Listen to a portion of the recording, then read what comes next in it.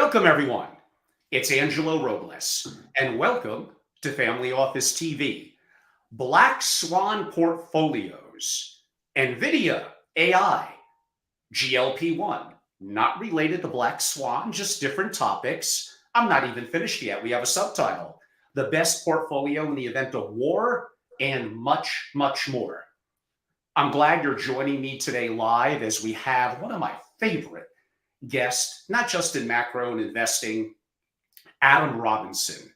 Adam has been a frequent guest, as many of you know, on my little old podcast, and also someone you might have heard of who has a pretty popular podcast, Tim Ferriss. Adam is an advisor and confidant to among the world's largest single-family offices and hedge funds. And of course, I have to bring this up because he'll get a couple of questions. My son is wanting me to know. Adam is also a U.S. Chess Federation Life Master, so we'll weave in a couple of chess questions here or there. Adam, it's been too long, about 7 or 8 months. How are you, my friend? I'm very good. I'm delighted to be here with you, as I always am. I know that you bring a special erudition to your questions and scholarship, and a certain je ne sais quoi I love it, Adam, and I appreciate you, and thanks so much for bringing all that up. I really enjoy my long-form, rather deep dive and sometimes quirky interviews in what I always say is a boring, vanilla world of macro and family offices. So hopefully I change that dynamic somewhat. And on that note, we have a lot to cover. Why don't we get right to it? Go for it. Adam, we kind of covered this a little bit in the last podcast, early summer of 2023, but the world is ever changing so much more. How do we think through the unthinkable? Well, boy, that's an open-ended question. So, one of my favorite quotes on intelligence by John Holt, he said, "Intelligence is knowing what to do when you don't know what to do." And so that's really the world we're in right now. It requires a special kind of intelligence. And, when I was a teenager back at Wharton, the idea that interest rates could be negative, I would have said, oh, that's impossible. There's no way that could ever happen. Or the settlement price of crude oil could go negative, as it did, was it April 11th, 2020? If the idea that a war would be brewing in Europe, and so we're in a surreal world now, and the old things people take for granted, they shouldn't. And what do I mean by that? So there are things that we just assume that if I'm hungry, I can go out to a restaurant. No problem. Or I'm in New York City, I call DoorDash, get them to deliver food to me. And I've got a refrigerator that'll keep whatever food I have here cold. But those are very shaky assumptions. I'm in New York, and a few weeks ago, there was an earthquake in New York City. Now, that for a moment, I was deeply worried because I had already conjured in my mind a sequence of worst case scenario eventualities. The first is that shock we got was the foreshock, not the main event, and that a bigger earthquake would follow. By the way, that's still in the offing, right? That in geological terms, we're a millisecond away from a few weeks ago. and then I was worried about, by the way, I don't know if you know this, they immediately shut down the airports and the tunnels and bridges leading into and out of Manhattan. So people outside of Manhattan won't have a sense of how, if a disaster happens in Manhattan, you won't be able to get off the island. And I lived 5 blocks from the World Trade Center when that went down. 5 blocks. If it had fallen like a domino, I wouldn't be talking to you right now. And they immediately shut down the entire neighborhood. We were forced evacuated. So when that earthquake hit here, I was concerned that a bigger quake was about to follow. And then notice what happens, Angelo. They'd lock down the bridges and the airports and the tunnels. You can't get off the island. And then what happens when the power grid goes down? Now you're stuck on an island, no electricity, no coming in or out. And so that was a very real possibility. And so why am I bringing that up? Is that when family members have to consider scenarios that would have been unthinkable, as you said, right? Who'd have thought that you could be trapped on this island with no electricity and you can't get off? You can't drive off, the bridges are shut, the tunnels are shut, the airports are closed down. And the real, was that movie, 40 years ago, Escape from New York and Escape from LA with Kurt Russell? And that was a very real scenario here. And so, that's Adam on an individual level. But as a family member, you've got to think portfolios with global locations.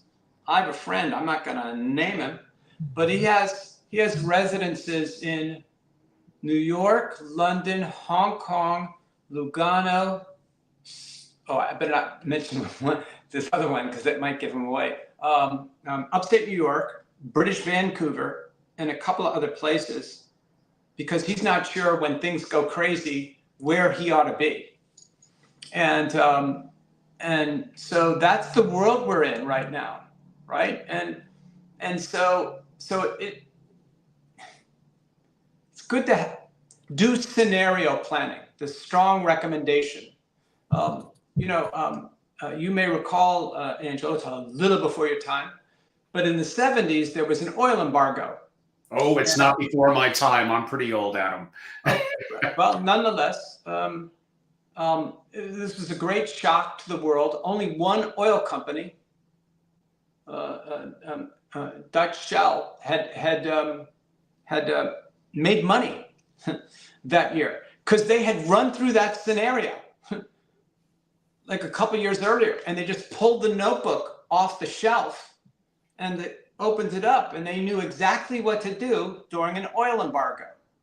So, and again, John F. Kennedy said the time to fix a roof is not when it starts to rain. And you have to run through these things. And I know this is a theme that you've thought much about, Angelo, and have advised some of your clients, family offices and families, on disasters. This is very real, the world we're in right now.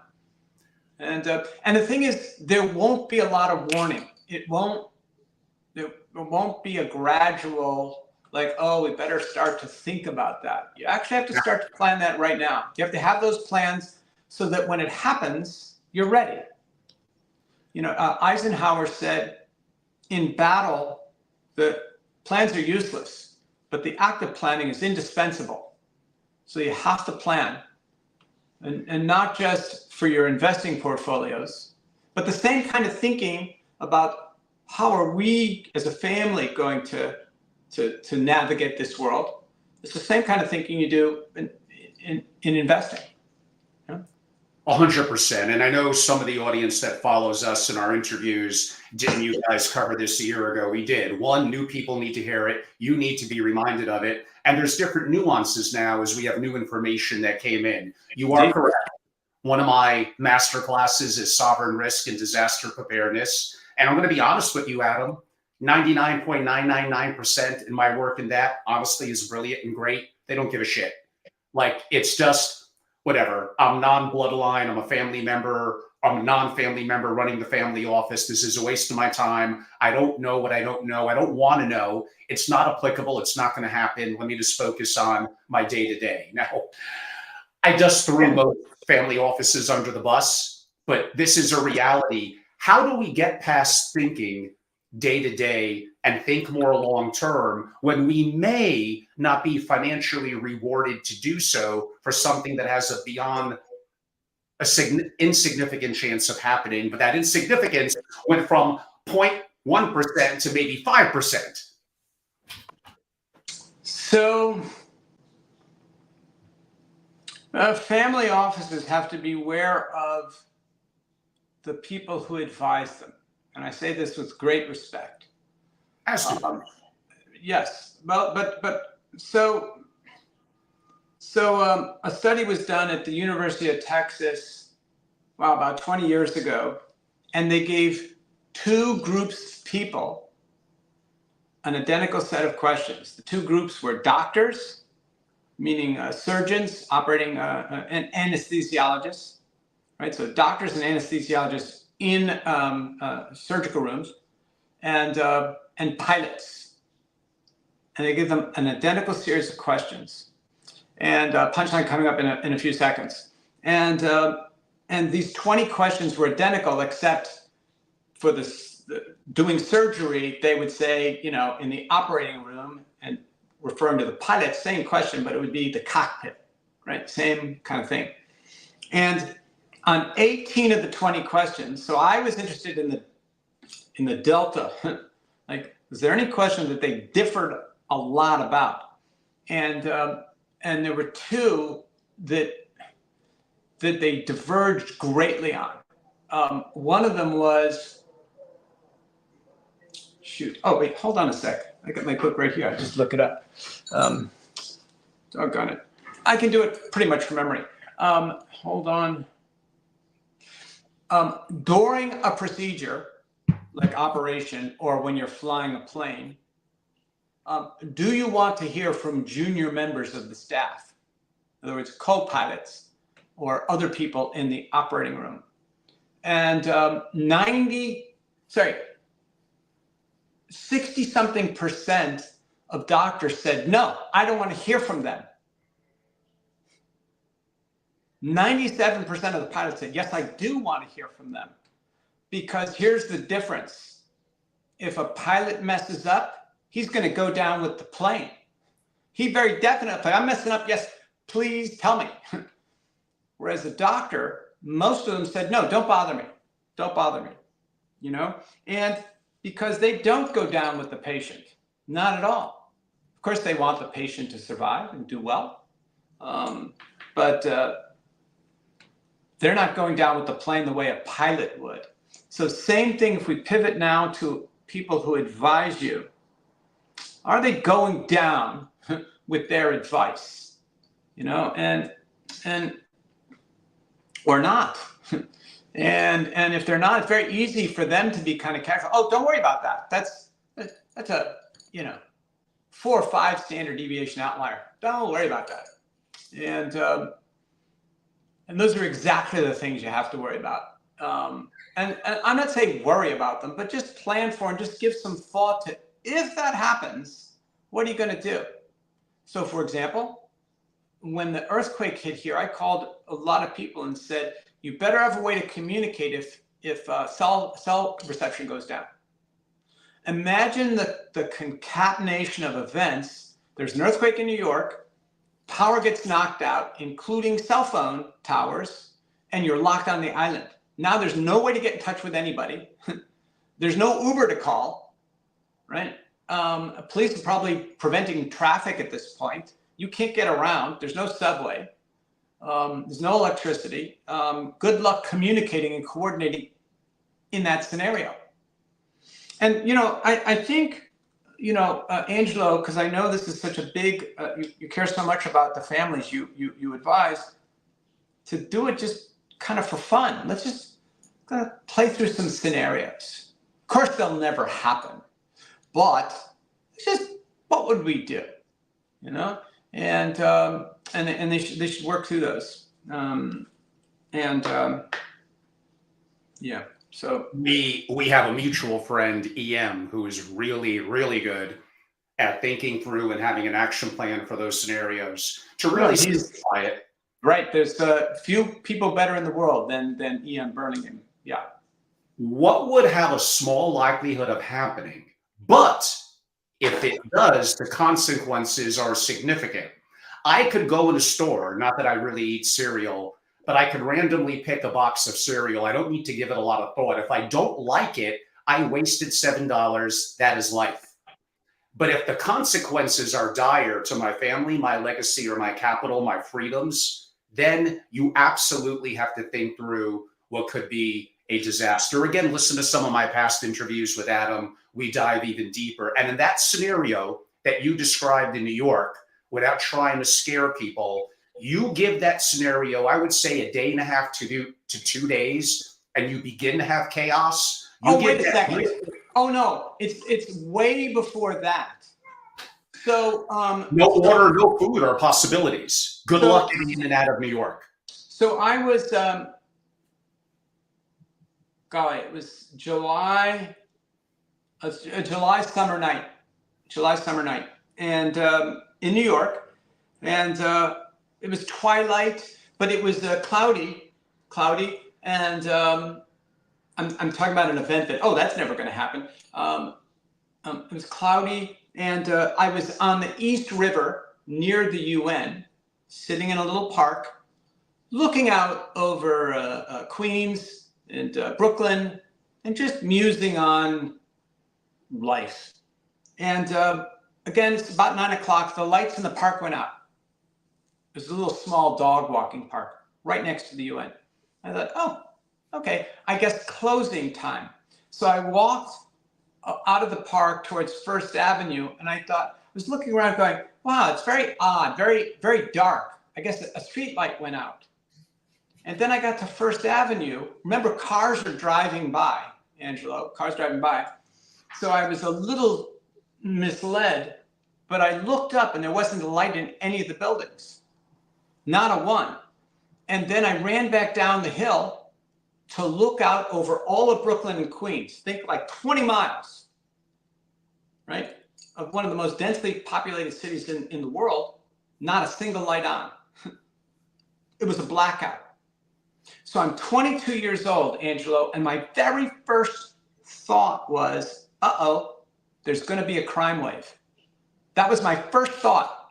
And I wasn't the worldly wise bon vivant, now. I was clueless. But my first thought was, there's going to be a crime wave.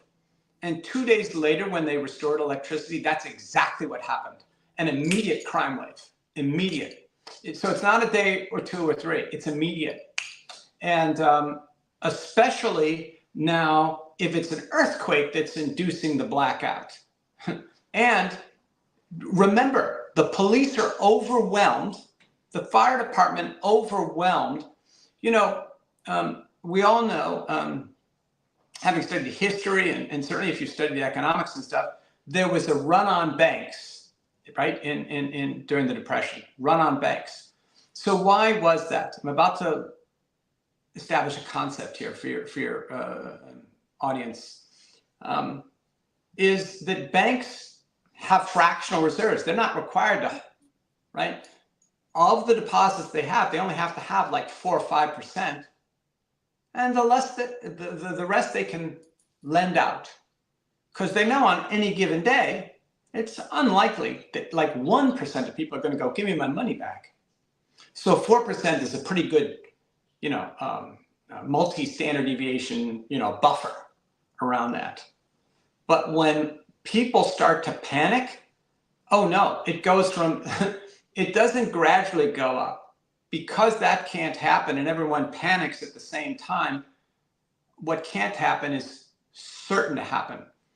And so now imagine that's true not just for banks, it's true for police and fire departments that would be overwhelmed in a second. Angelo, I did an estimate once. Often on Sunday mornings, I set myself a question and I go research it. And so the question I set myself, so about 5 or 6 years ago was, how many police are there in New York per block? And I estimated back of the envelope that there's one cop for every 2 blocks. Now, a squad car usually has two cops. That means 1 car for every 4 New York City blocks. Good luck if there's problems that come up. There's no way. And so the idea of fractional reserve, we only have, well, we don't need a lot of police because not everything's going to happen at once. Well, sometimes it does happen. And like in that 1977, that blackout. There was another blackout about, what's that? I remember that. And this reminds me of gold, Bitcoin, and Twinkies. There is another fourth one that begins with a G, but that gets people a little riled up. So I'm not going to mention that one. And just try going in, forget a crisis, try going into the average bank. And I know this is going to sound very family office-ish.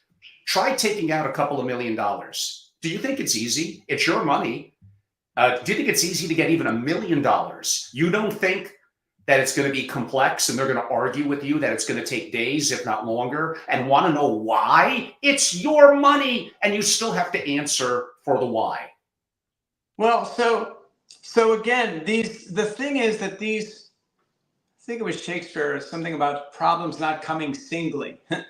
Oh no, when these things start, they will set in motion a series of other crises. One crisis begets a lot of others. And by the way, in a crisis, you can count on everyone to be stupid and not responding, not thinking clearly. So which compounds and leads to other crises. It's so. By the way, I'm not a doom and gloomer. I'm just that you need to be prudent about these things. Oh, you know what? You were talking before, and I wanted to bring up Boeing. So Boeing, as everyone knows, has all these problems. They had that crash a few years ago, the two fatalities, and then it came to light, the problems on that one model jet. But I realized, that doesn't happen alone. In other words, the assembly line for Boeing coming that produced that one model that was really dangerous would have produced other planes or, plane parts that were not going to do well. And why am I saying this? Because I wanted to make a point about people who have skin in the game and those who don't. So this is one of the scandals. And Boeing is a great company, great history. And yet, I don't know if you know this, Angelo, they have emails of engineers who worked on those planes, the planes that had fatalities, and they were joking about, I would never ride that plane. The engineers who built the plane were joking in emails, I would never ride the plane. A few said this, which was an interesting distinction. They said, I would ride it, but I would never let my family ride it. Right? Like, okay, I'll run that risk, but there's no way I'd let my wife and kids run that risk. Right? So your advisors, unless they have some kind of skin in the game, they won't be thinking with the kind of clarity and urgency that you're going to need, and an alignment of risks. And arguably, rightfully so, in a real calamity, they may have their own family to worry about. By the way, this is why I always tell principals, by the way, a little bit of an Angeloism. Mediocre family offices want to be left alone. Good family offices want to be mentored. The 3% that are great, and that's sadly all it is, they want to be told the truth. You need to deal with the principal where you can, and you need to be honest, blunt, and direct. And the reality is the buck does stop with them. If the family office is mediocre, it's your fault. You're the decision maker. You're the bloodline. It's your family. You're allowing mediocrity. You're not demanding greatness. And that's on you. I'm not even blaming the SFO executive too much, a little bit. But again, that's just me. So there's a question that I've shared here. I think I shared it with Shane Parrish in my podcast with him and Tim Ferriss, which is this: what would you need to see to tell you that you were wrong? Say about an investment or about anything. So if someone comes along and says you should invest in impressionist painters because they went up 10% last year, blah blah blah. The question always to pose to them is, what would you need to see to tell you that you were wrong and that I should be selling all my impressionists instead of buying them, or farmland or whatever? And so when you turn to, I'm now addressing the family members, when you turn to one of your advisors and you say, do you think earthquake poses a risk to my family or whatever, some eventuality? And they'll say something like this: oh, no, not at all. Very, very small percentage chance. Then the question to hit that person with is, what would happen if you were wrong about that? And then, because people, it's not just confirmation bias, but they have all kinds of reasons to support why they're right, but they're not looking for what would I need to see to tell me, uh-oh, I was wrong. So, Adam, I say the exact same thing, and I'm going to reverse that on you a little bit. I like to bust your chops once in a while. We're going to get more to this a little bit later. Adam, what would cause you to change your mind about Bitcoin? Well, wait. You haven't asked me about my mind on Bitcoin, so regarding what? So first you have to say, Adam, what's your view on Bitcoin, and then we've done that before. You mentioned someone you wouldn't mention, said there's a fatal flaw. Well, okay, so wait. Okay. You is if I thought I knew what that fatal flaw was, and it's been solved for. So it was that the cost of energy is this. So one of the constraints on Bitcoin production is the energy it takes to do the calculations. And there's my source, who's impeccable, and Plus Ultra. Like there's no one knows more about this than this guy would. Says there's a flaw in that the energy costs are actually lower, and if that were known, the cost would drop on Bitcoin. But leaving that aside, Bitcoin is a as I'm going to use air quotes, as an investment is pretty much akin to gambling. And I've heard it said since the inception of Bitcoin. What? It's been over a decade now, right? Since it first came along, and I've yet now to 15 years. I'm sorry, what? It's now 15 years. There you go. More than a decade. And so there hasn't been a compelling use case for it yet. Like spreadsheets, when they came along, kaboom, personal computers took off. Right? It was actually, people forget, it was the spreadsheet that led to the PC revolution. Before that, it was just Apple things, were just little toys for kids. And anyway, so there's the blockchain technology. I get it, and I want to distinguish between the coins and the blockchain technologies. I'm agnostic. I'm open to that they will develop applications, and yet it's been 15 years. You would think by now, like there'd be a good by the way, I mean an application that everyday use, right? And it is said that of Bitcoin and the other coins that the U.S. government is printing a lot of money. The U.S. dollar is going to be worthless, and so it's a safeguard against a collapse in the fiat currency. I want to tell you, if it gets. Oops. I think we're getting Adam back, everyone. Oh, I didn't leave. We lost you for like 10 seconds. It wasn't so bad. Well, I don't know what I think you were basically oh, saying if the U.S. currency collapses, fiat currency. so if that happens, so you've got 2% of your wealth tied up in Bitcoin, like, okay, it's a little hedge for that, black swan event. Well, if that happens, then all bets are off. Then we got problems that'll spill over into the social realm, into geopolitics. There's so many other things that it's not just the dollar goes down. Oh boy, my Bitcoin went to $1 million per coin, right? There'd be so many other problems in that case. So I'm not. I'm agnostic on the technologies that they might develop applications, but I'm not seeing it.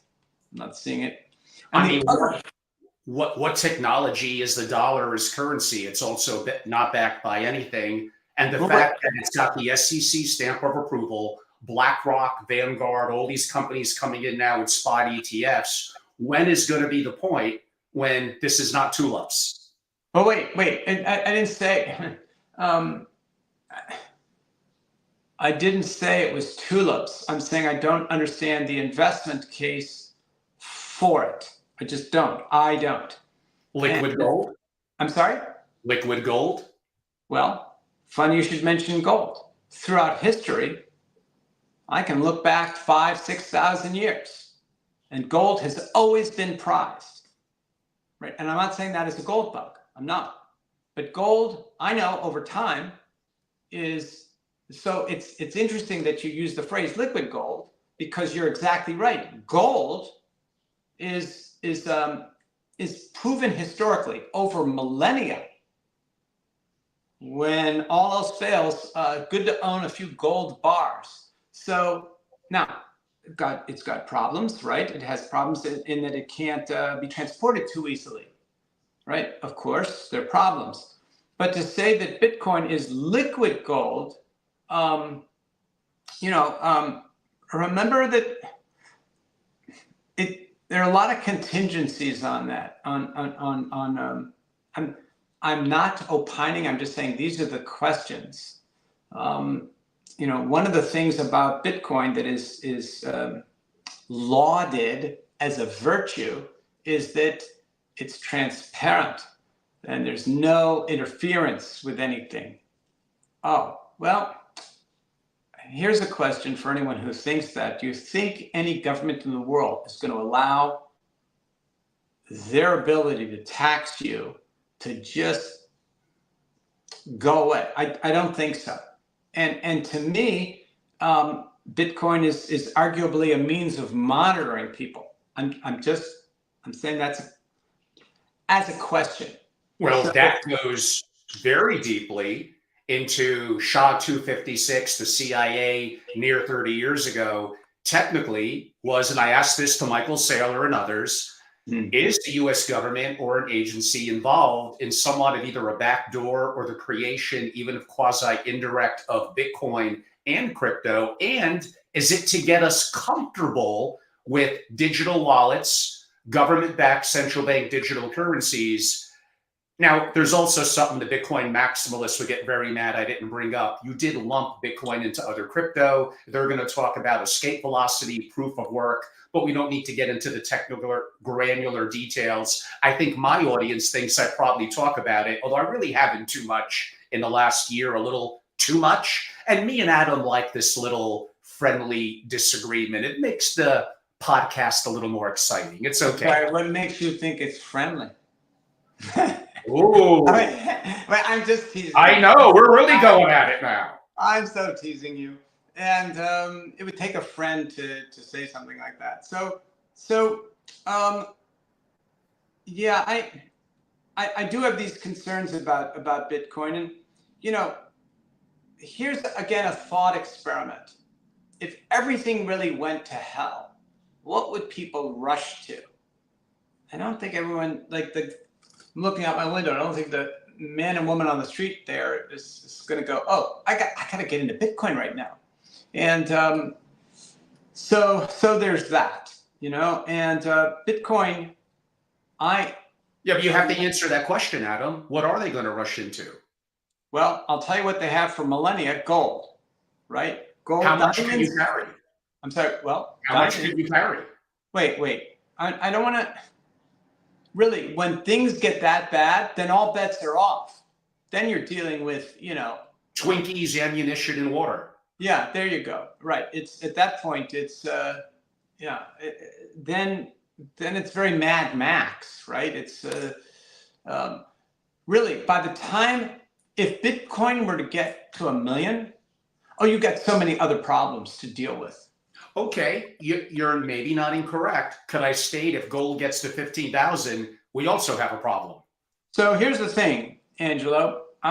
When I was a teenager at Wharton, all of 17, I remember when they were saying that about gold. Gold is going to get to 50,000. They were saying that when I was a teenager, which was a few years ago. And, one of the things they say about, people forget, is the printing of the dollar, printing money, it's a race to the bottom. So the dollar is relative to other currencies. And every government in the world is printing money. And so, led by Japan, but they're all printing money, which is why even though the US government has printed a lot of money, relative to all the other currencies, the US dollar is actually quite strong right now. Absolutely. Yes. I have a question on that. I only got about 49 more questions left. It's a hot take, and it's probably meant to get a little bit of gasp and you're crazy.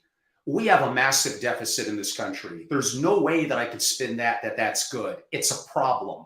But is it a little or more than a little overblown? As long as we're the world's reserve currency, we are the king. Now, BRICS Plus are trying to take it down. Maybe they partially backed by commodities. I don't see that happening anytime in the near term, but they're making a little impact. Am I broadly correct? The deficit is not a positive, but as long as we are the world's reserve currency, maybe we're overblowing it a little bit. Well, see, here's the thing, Angelo. One of the causes of the American Revolution was that, that rallying cry, no taxation without representation.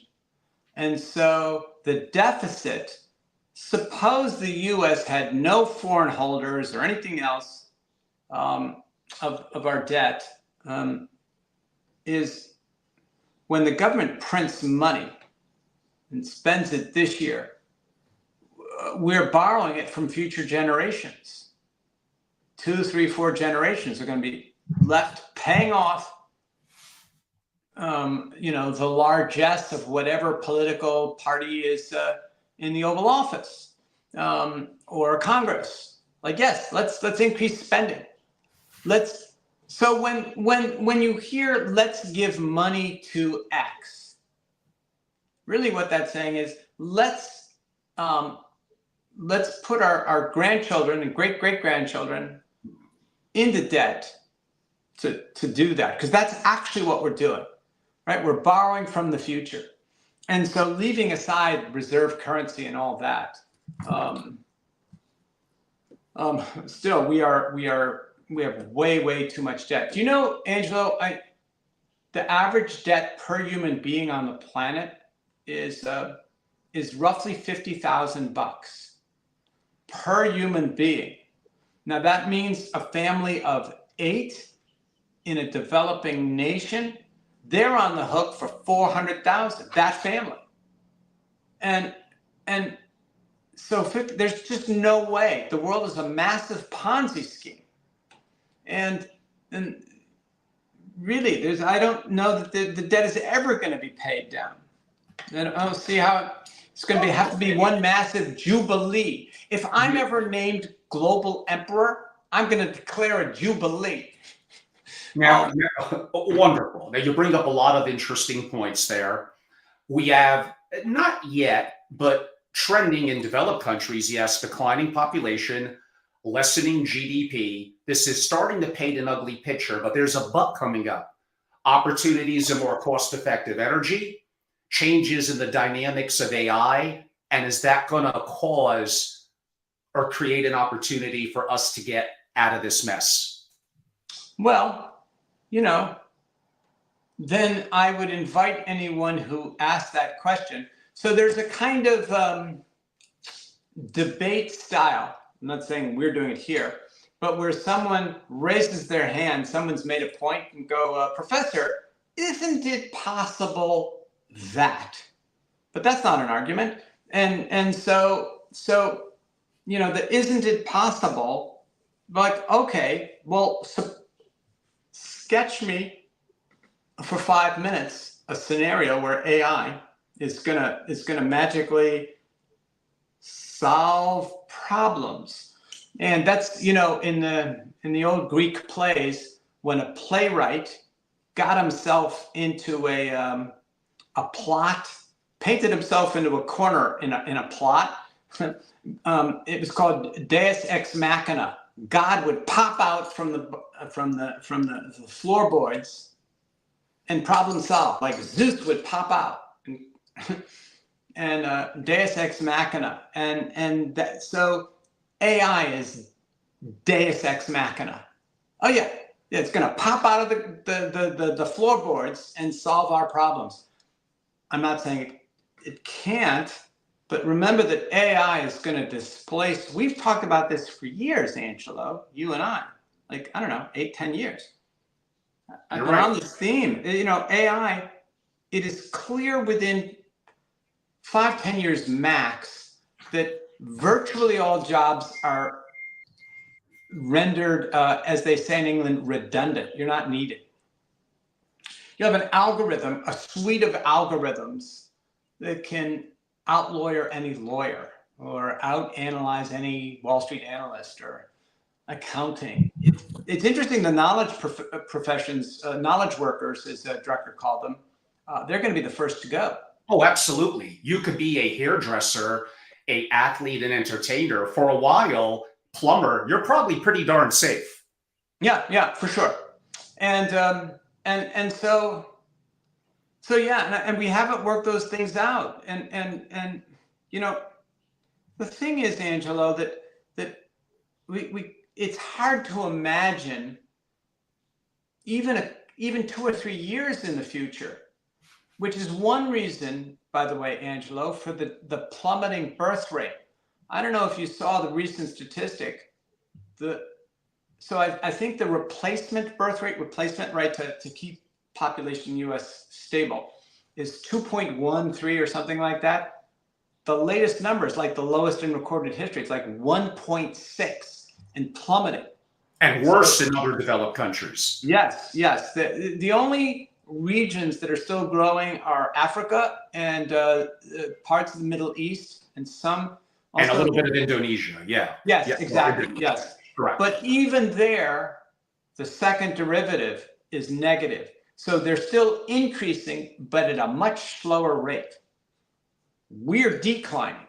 And so these are really serious problems because we piled up the debt assuming we could grow our way out of it. And now it's not clear.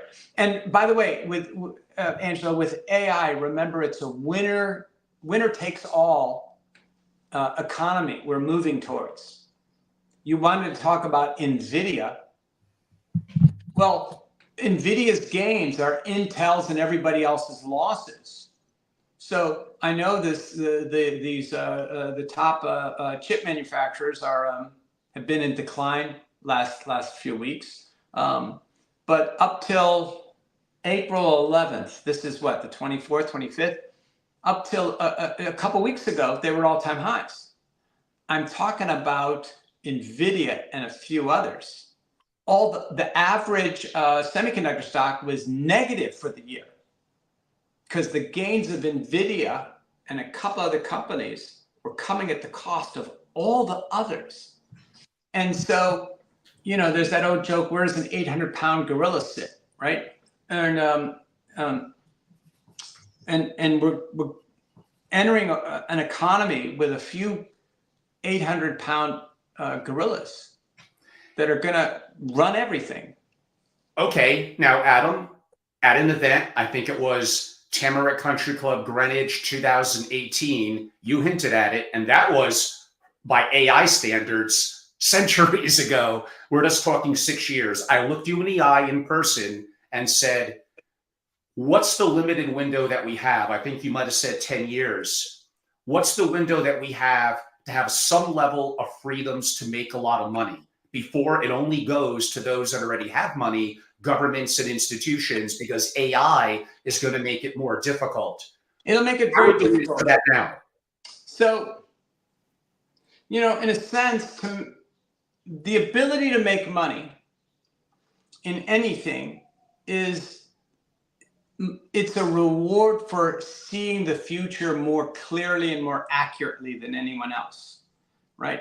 You don't need to see everything, but some little corner of the world, you have to see better and more clearly than other people. And so with AI, that's so, you will have programs, right, that see way more clearly than you do, than everybody does. And whoever owns those programs, it's game over for everybody else. And I know we were talking about that back in 2018. Angelo, I can't remember, because it was around then, that year, I was in LA, and I was at a fundraiser, and I get to talking to this fellow. We had a very interesting conversation for about half an hour about this and that. And my go-to question is never, so what do you do? Like, it's never the first thing I ask, but we've been talking for a while, and it's very engaging. And I said, so what do you do? And he said, I'm an AI consultant for the government. And I can't mention some of my clients, but very high level. Anyway, it turns out he's got Pentagon level clearance. And I start to rave. This is 2018. I start to rave about, rhapsodize about Google's DeepMind, right? Which is AlphaZero Go and AlphaZero Chess, which is extraordinary achievements. And now it's really incredible. So I was rhapsodizing, and I said, wow, because I had talking to someone who knows AI. And I said, wow, Google's DeepMind. And he listened with a polite smile. There's a mic drop moment coming in a few seconds here, Angelo, for your listeners. I am ready. And so he listens with a very polite smile, and he said, Adam, there are government labs that are 5 years ahead of Google. Exactly. Said, right? And I told you that back then. So I did say that back then. Yeah. 5 years ahead of Google. And does that likely include China as well? Well, hold on, I'll tell you. So that I said 5 years, because that's an eternity. 5 years. Oh my gosh, imagine a race in the tech space right now, and you've got a 5-year lead.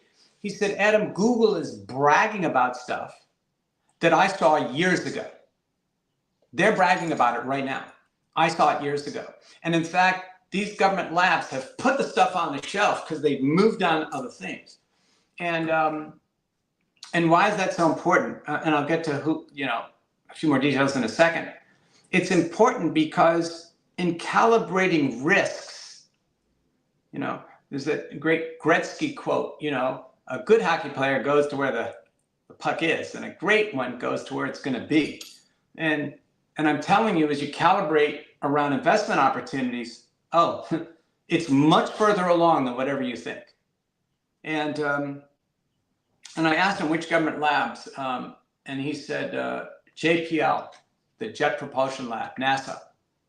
And I asked, my next question was, where is China in this? And he said, he thought for a second, and he said, they're 2 or 3 years behind us, best estimate, but catching fast. Now, the thing about China, and and I've been talking about China AI and all this for wow, 7, 8, 9 years, since we started our talks, actually. But the thing that China has that we don't is access to data. Yes. Right? The CCP, they have all data on all citizens. Well, we don't. It's siloed here or there, right? Google has some, Amazon has some, Apple, Facebook, it's all siloed. Now imagine they're competing AI with companies that have access to all the data available. So it's not siloed, right? And as you know, as these large language models have proven in other models, the more data you have, the better. That's the key competitive advantage, access to data. The models themselves are kind of the same. It's access to the data.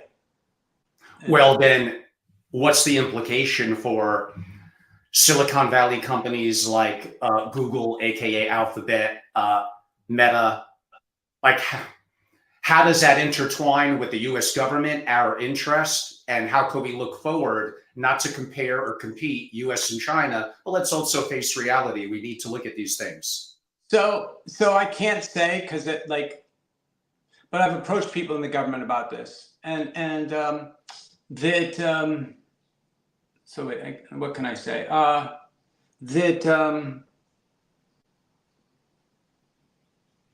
Well, here, I'll reference a book, Co-optition. So Co-optition was written, golly, I guess about 25 years ago. And it's a conflation of competition and cooperation. And it's a great read. I recommend it to anyone. Is that who your competitors are and who your allies are changes depending on the situation. Right. So, for example, Facebook. Look at World War II. Well, so Facebook and Google are competitors in many respects, but dealing with legislation from Capitol Hill, they're best buddies. They are best buddies. And so depending on the situation, you can compete actively with a company. And yet, you know what? On this issue, maybe we should share. And I realize that there are laws that, prohibit that, like antitrust. but I think an enlightened legislature will find its way around that. Indeed. And by the way, there's no chance this podcast is going to be a short 2 hours. So get your Ovaltine, like my mom used to say, load up your coffee. We're having a good time. Those of you that are part of the live participant, except for Tyler, thank you, Tyler, you're all being too quiet. So I only have about 46 more questions. We won't get to all of them, but I want you guys to interact as well. Right before we move to that next question, today's podcast, Family Office TV, is brought to you by, well, one day I want to say that. I want to be like Tim, Adam. I want to have AG1 Athletic Greens. I want to have these amazing sponsors. So for now, the sponsor is little old me. It's Family Office TV. It's Angelo Robles. Go to angelorobles.com. I'm doing incredible things that I'm excited about, mainly my ultra-private 30-person founder private membership club dedicated to really incredible families. Simply go to angelorobles.com and go to membership and learn more. I'll weave in a couple of intertwining points. And people like Adam, who are primarily based in New York, as I'm going to be very active in New York over the summer. It was mainly Palm Beach in the winter. In-person, small gathering soirees. Imagine the real conversation with the gloves off that we could have with someone like Adam and a lot of my good friends and families that are true world's leading incredible investors. And just the insight last week in Palm Beach blew me away. So hopefully you can look into being a part of our 30 founders, and we'd greatly appreciate it. One day, Adam, Athletic Greens is going to come calling. I just need a couple of 100,000 more followers. We'll see. Did you ever see the movie Bowfinger? No. So Bowfinger is with Steve Martin, Eddie Murphy. It's very funny, a lot of giggles.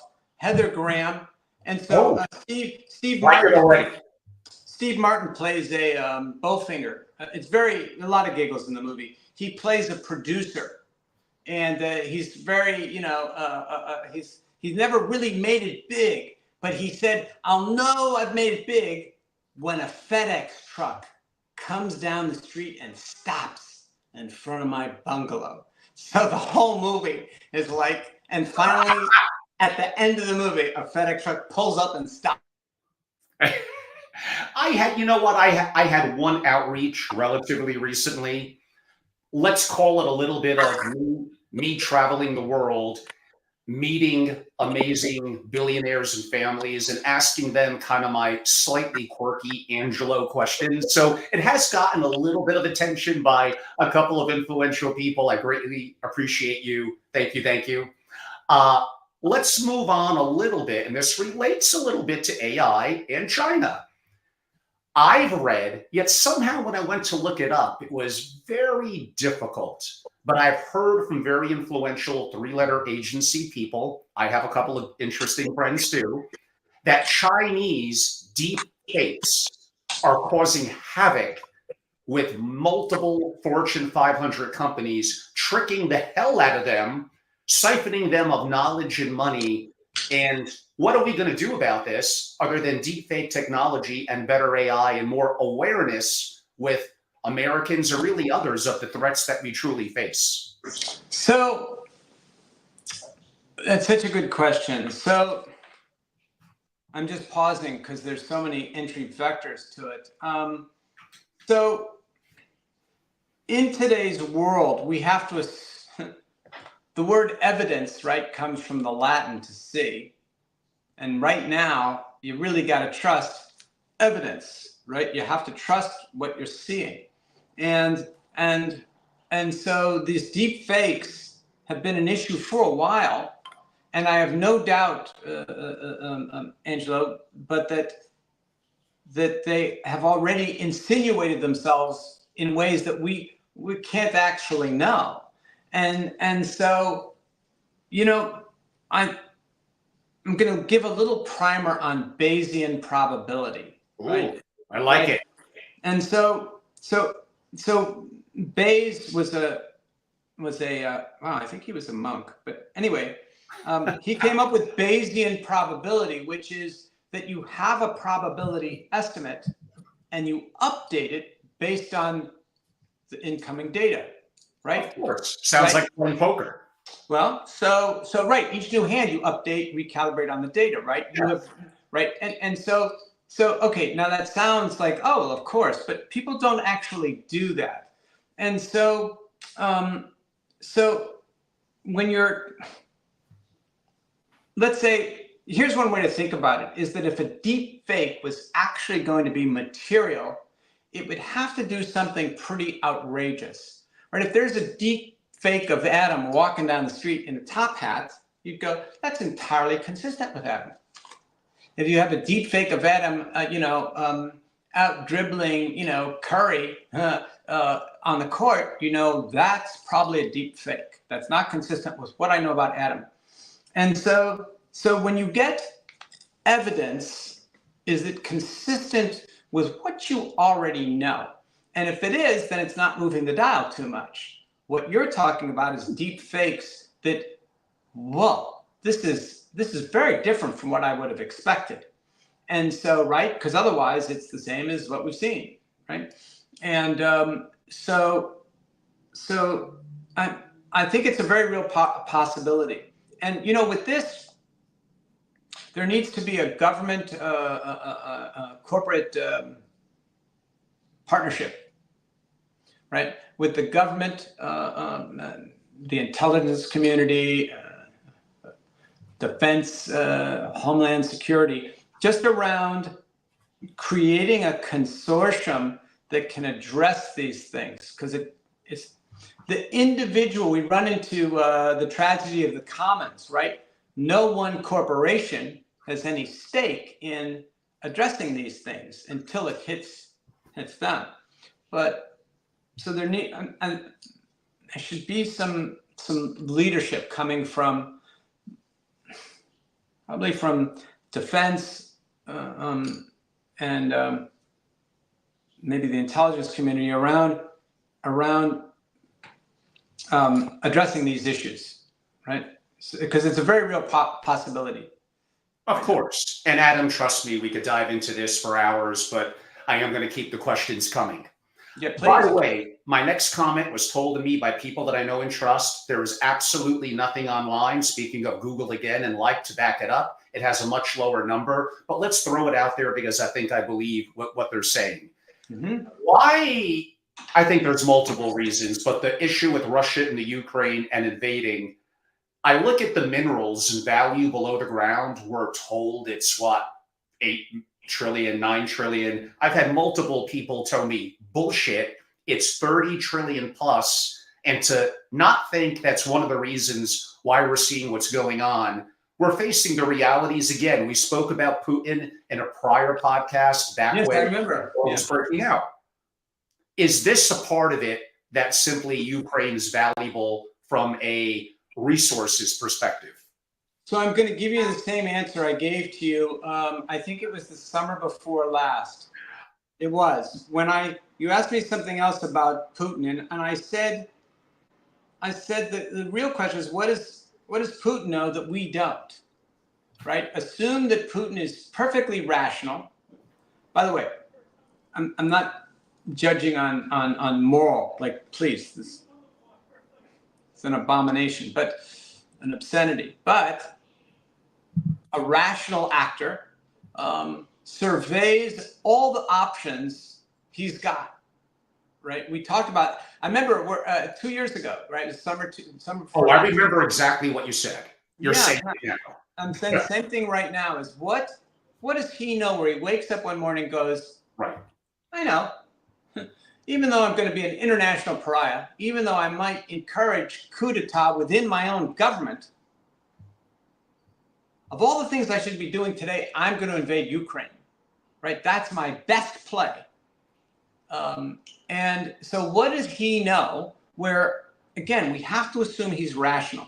Again, the morality is very clear, the immorality, but the rationality, it had to be a rational decision. If it was irrational, then there's no dealing with him. Then like he could do anything, right? Tomorrow he's just an irrational nut. But we have to assume that's not the case. And so I don't, it's clear, Angelo, that the stated reasons for fighting the war are insufficient. Exactly. I don't know what the real play is, right? What the real play is. And, the thing is in geopolitics, you have to be really careful about a few things. And I'll make a point about Putin. He's Russian, he's a chess player. And you said you had a few chess questions for me. Oh, anyway, I do. So in chess, in the game of chess, what the master does is probes the other side for weaknesses. So step one, probe the other person's position, your opponent, probe his position, and in a sense, wait for him to make the teeniest little mistake. It won't even seem like a mistake. It'll, like in wrestling, like one wrestler will have his arm in a slightly awkward position and it's not the end of the match, but the fact that he's got his arm in the wrong position now, his opponent is going to use that. And so I'm saying, so step one, probe for weakness. Step two, once you've got a weakness, pile up on that weakness. That will force your opponent to concentrate all the defensive resources on that spot. And then you deliver the knockout blow somewhere else. So if we use that as a template for geopolitics, probe for weaknesses. Step one, probe for weaknesses. Step two, you found a weakness. Good. Pile up on that. And the other side is going to defensively contort themselves to protect that weakness. And then they've left themselves open over there. And that's where you deliver the knockout blow. So I have no idea. This to me is probing. This is not the end game. This is probing and piling on a weakness. Right? And look at the attention and cognitive bandwidth we spent on the unfolding horrors going on there, unfolding, and now also in the Middle East. And so the knockout blow, right? The next blow is going to come from some different direction. It's not going to be from those locales. Those, they call them theaters. It's not going to be the Mideast theater or Eastern Europe. It's going to come from somewhere else. That is incredible insight, very thoughtful. And yes, audience, there's plenty of time to go. Yes, I know my list of questions will include faith, Caitlin Clark, and more on chess, and a whole bunch of other things. Relax, it's coming. Adam, why? This is going to get me in trouble again with family offices. Why don't most family offices find incredible investment opportunities? Are they simply sometimes, damn it, I hate to say it, too damn lazy? Well, remember that investing for everybody, unless you are a dedicated day trader or something, but the way to think about investing is you make your money doing X, right? Including family fortunes. And made developing, we created NASCAR, whatever it is, or fashion brand or whatever it is. You make your fortune running a business. But then you have some expenses, things, that you use the cash for, and the rest of it you invest. Right? But your main source of income really is from the business you're operating. Right? And that's true at every level, even if you're not, you're running a massive family office, but you're reasonably well off, and you're a professional, and you're earning your money because you're a great brain surgeon or a lawyer or whatever, and you'll have some money left over after you've paid your taxes and expenses. You're going to invest, but that's not actually your main source of income. You just want that to grow. So I can understand that families would not give it that focus of attention. So something, Angel, I'm going to offer to you is, when it was Kahneman and Tversky, right, in the late 70s, right, behavioral economics. Of course, legends. Right, and one of their key. Really, they were psychologists. They weren't economists. Yeah. But anyway, so they showed the importance of the economic model of homo economicus, right? Is homo economicus, the rational man was greatly flawed. Anyway, it's this, that people will take chances to avoid loss way more than they will take chances for gain. So what you want to frame the advice that you're giving people is that if they don't act, they will lose money. Not that they're going to make less. They're going to lose money. That will get their attention. Could that losing money, because it may not be so obvious on the surface, could I simply state that your true inflation is 15%, you're getting 6 or 7%, you're happy with that, you're losing purchasing power, you're going to notice it after decades? Well, remember, a family office is only too happy for that kind of inflation because all their assets are getting inflated. They don't care. So the disposable income, I mean, your point is very well taken, right? But they don't actually care. They're like, price is going up, good, everything I own is at least nominally is worth more dollars. And so sports teams, etc. Yeah, all that's going up. Okay, great. So you have to. I'm talking about that they stand to lose substantial amounts of money, yeah. Here's, people forget. It was it was, what's that guy, Minsky, right? The Minsky moment. So Minsky was an economist, and his insight was that stability encourages instability, right? When things are stable for a really long time, then people go, oh, we don't have anything to worry about. Then they start moving out on the risk curve, and they start taking all kinds of opportunities because they don't worry about the bell curve outliers. But that very stability means the bell curve outliers aren't outliers anymore. They're almost certainties. And that's what we've got going here. And, here's one way to think about it. If you bought a home in the United States in the late 1920s, you didn't see that price again for 30 years. Wow. Right? 30 years.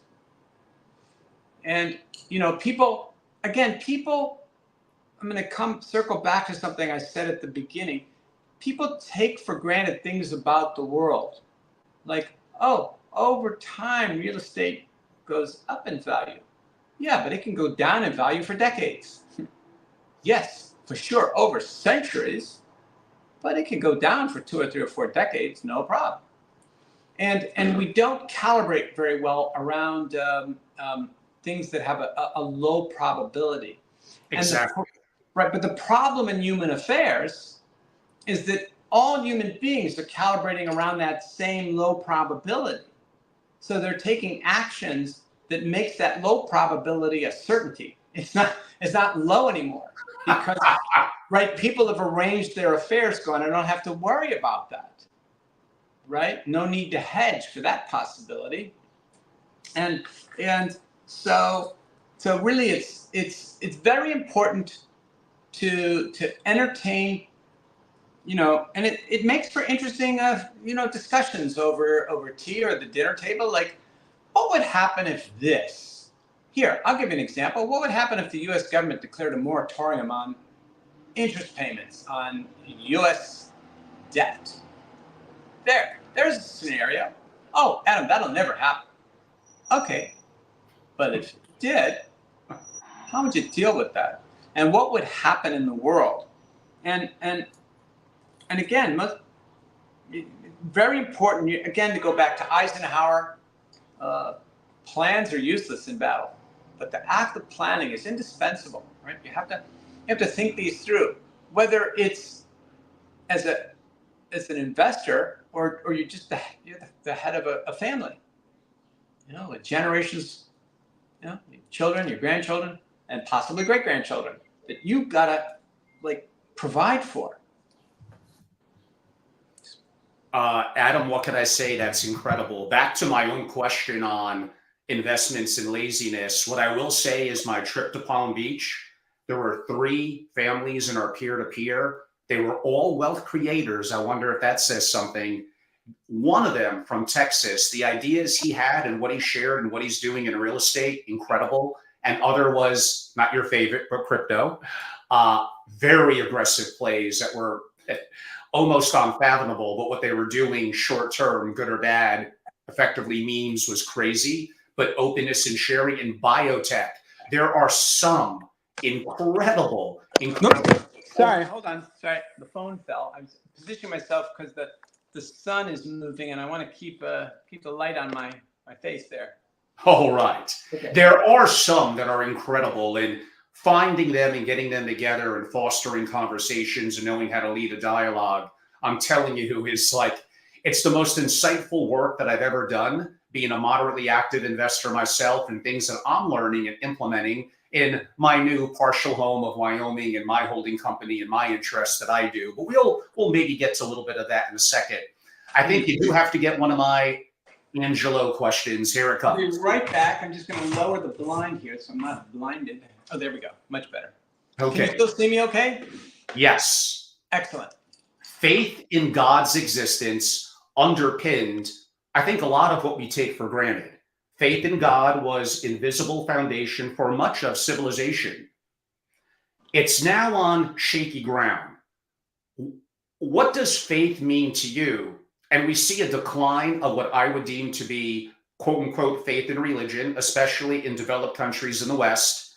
that I could argue kept family units together, was a better situation for quote unquote. And I know I'm going on shaky ground in today's world. I don't care. I don't care about being politically correct. I don't want to be boring and vanilla. I want to ask questions that are provocative and cause different thoughts. So I know I'm going to hear some stuff here in the chat, but is a lack of faith, a lack of a respect of religion, no matter what we call, quote unquote, the higher one above, is this an issue with a lot of the issues that we're seeing now? So, yes. So I have to parse that, right? So I understand. So hold on, entry point, give me a second. So I'm going to use the word and then I'm going to change the word in a bit. But for now, I'll use the word belief in. And so we're in a world now where nobody knows what to believe anymore, which goes back to deep fakes. Like, do I believe the experts? No, right? There's a crisis in science about replicability of studies.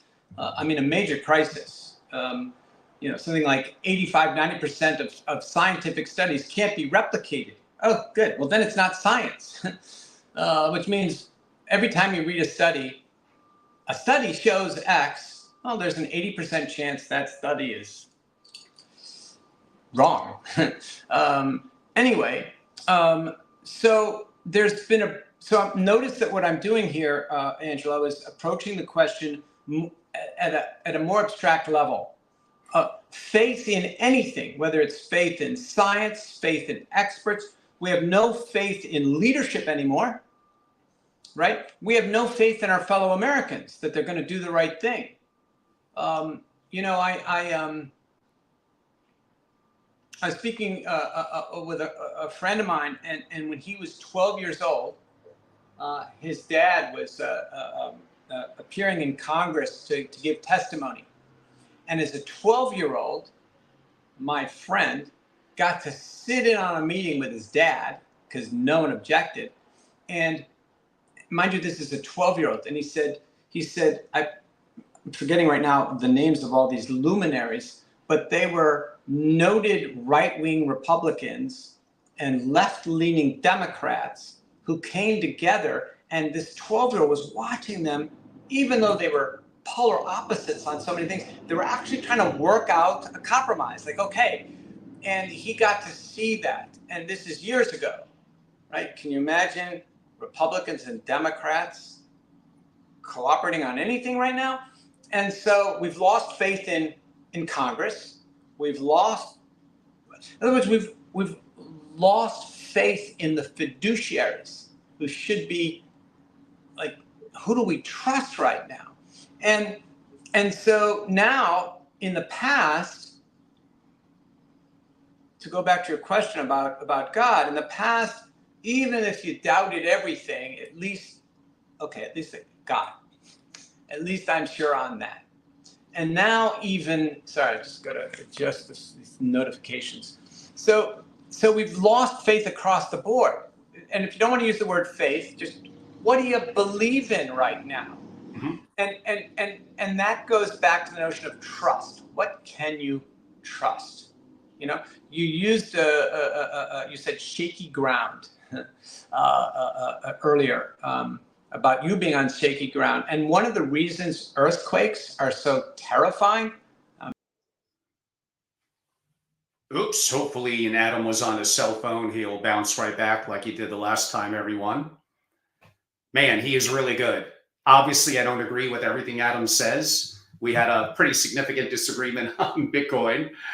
And there's other things too. So here he comes. So you don't have to deal only with me. That'd get too boring. Here we go. I got disconnected. It's all good. Don't worry. So I'm not worried. So I just wanted to explain. I didn't jump off. So what do people in the world believe right now? And let's just deal with America. And really, what do they believe in? What do they trust? Who do they turn to in moments of doubt? Right? And right now, it's it doesn't look like there's anybody. Worse, to the degree that people no longer trust experts. I said experts with air quotes, but experts and their leaders, people have become more heavily convicted of their own beliefs, what they think, right? So I don't know about them, but this is, you guys are wrong. I don't know what I believe, but I know that you're wrong. And, right, and that seems to be the strongest conviction, right? We believe in the errors of everybody else. And so this lack of faith in anything, right? It's not just God. Is very disturbing. There's no bedrock. I said earlier about, right? No stability. Where do you find stability? It was Descartes, to go back 500 years, Cartesian doubt, and so he was very worried as a philosopher. I mean, really worried that I don't know what to trust in the world, right? So he said, what can't I doubt? And he finally concluded, I can't doubt that I doubt, right? Don't, je suis. I doubt, therefore I am, which became I think. But really it was I doubt. At least I can't doubt that I'm doubting, because if I doubt that, I'm doubting.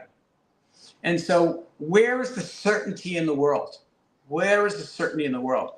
And I want to introduce this as a notion, as a fundamental notion for your clients, for anyone listening, on how to look at the world. Because if you're uncertain about next year, what do you do as an individual? What do you do as a corporation? I'll tell you what you do. You hoard. You start to go, I don't know what next year is going to be like, so I better stockpile food, some other provisions. Probably that's going to happen, but and corporations, same thing. I'm unsure whether the supply chains will be open next year, whether I'll be able to buy from China next year. Better stockpile that stuff right now, right? And so in a world of increasing uncertainty, that's a major cause of inflation. And economists don't have any model for this. Here's a thought experiment for you, Angelo, and for your listeners. Suppose tomorrow the price of foods jumped 25% for whatever reason. Right? There's a super volcano eruption in the Midwest, and the wheat knocked out or whatever. And if the price of food jumped 25%, maybe not overnight, maybe it's a month, 2 months. In classical economic theory, demand should go down. Oh no, if the price of essentials goes up, you will accumulate more. In fact, the price going up of an essential will drive demand up. And there's no model for that in classical economics. And uncertainty is a great driver there. So, yeah. So you're quite right about faith in God. And for me, I said I was going to use a word and then change it. Is the distinction between knowing something and believing something. So, for example, I know that that's the sun over there, and I know that my name is Adam, and I know that I live in New York City. Those aren't beliefs. I know that. And so, unless you're in a simulation, Adam, but then you're believing that. Sorry, what? Unless you're in a simulation. Wait, what about a simulation? Are we in a simulation? Then do you really? Wait. Let's not. I'm going to make a point. We can go there in a sec. But okay. But just I know those things, and I don't believe them. I know them. Okay, and so people often say things like this: I believe in X. They need to calibrate better and not use the word belief. Better word would be conviction level. And really, it's very important to calibrate around your conviction level on how much confidence you have in whatever judgments you're making. People calibrate way too high most of the time. Like, oh, I'm sure. So the issue of faith for me is not knowing not to trust or what to believe, which goes back to deep fakes and the Yes. self-serving of fiduciaries, whether corporate or elected.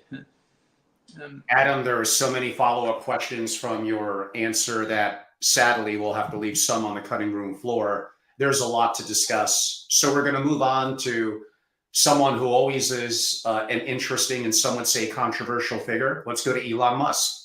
Elon has expressed his desire, it's a little old now, but to increase his voting control of Tesla to around 25% before advancing Tesla's position in AI and robotics. The question, I guess, Tesla's board has faced various issues, including ongoing federal probes, a lawsuit over his 56, whatever it is, $1 billion pay package, and other things. Should Elon be forced to only focus on Tesla to receive the additional voting control?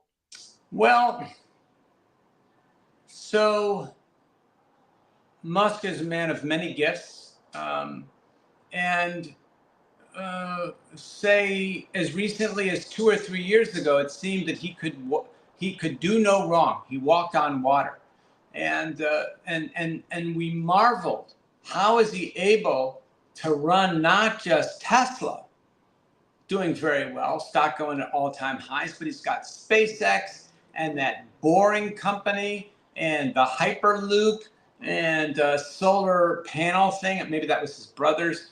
My God, how does the man do so much? And now he's bought Twitter. And the thing is, you can't do all those things well. You just can't. And with all great respect to him, nobody can do that, you know.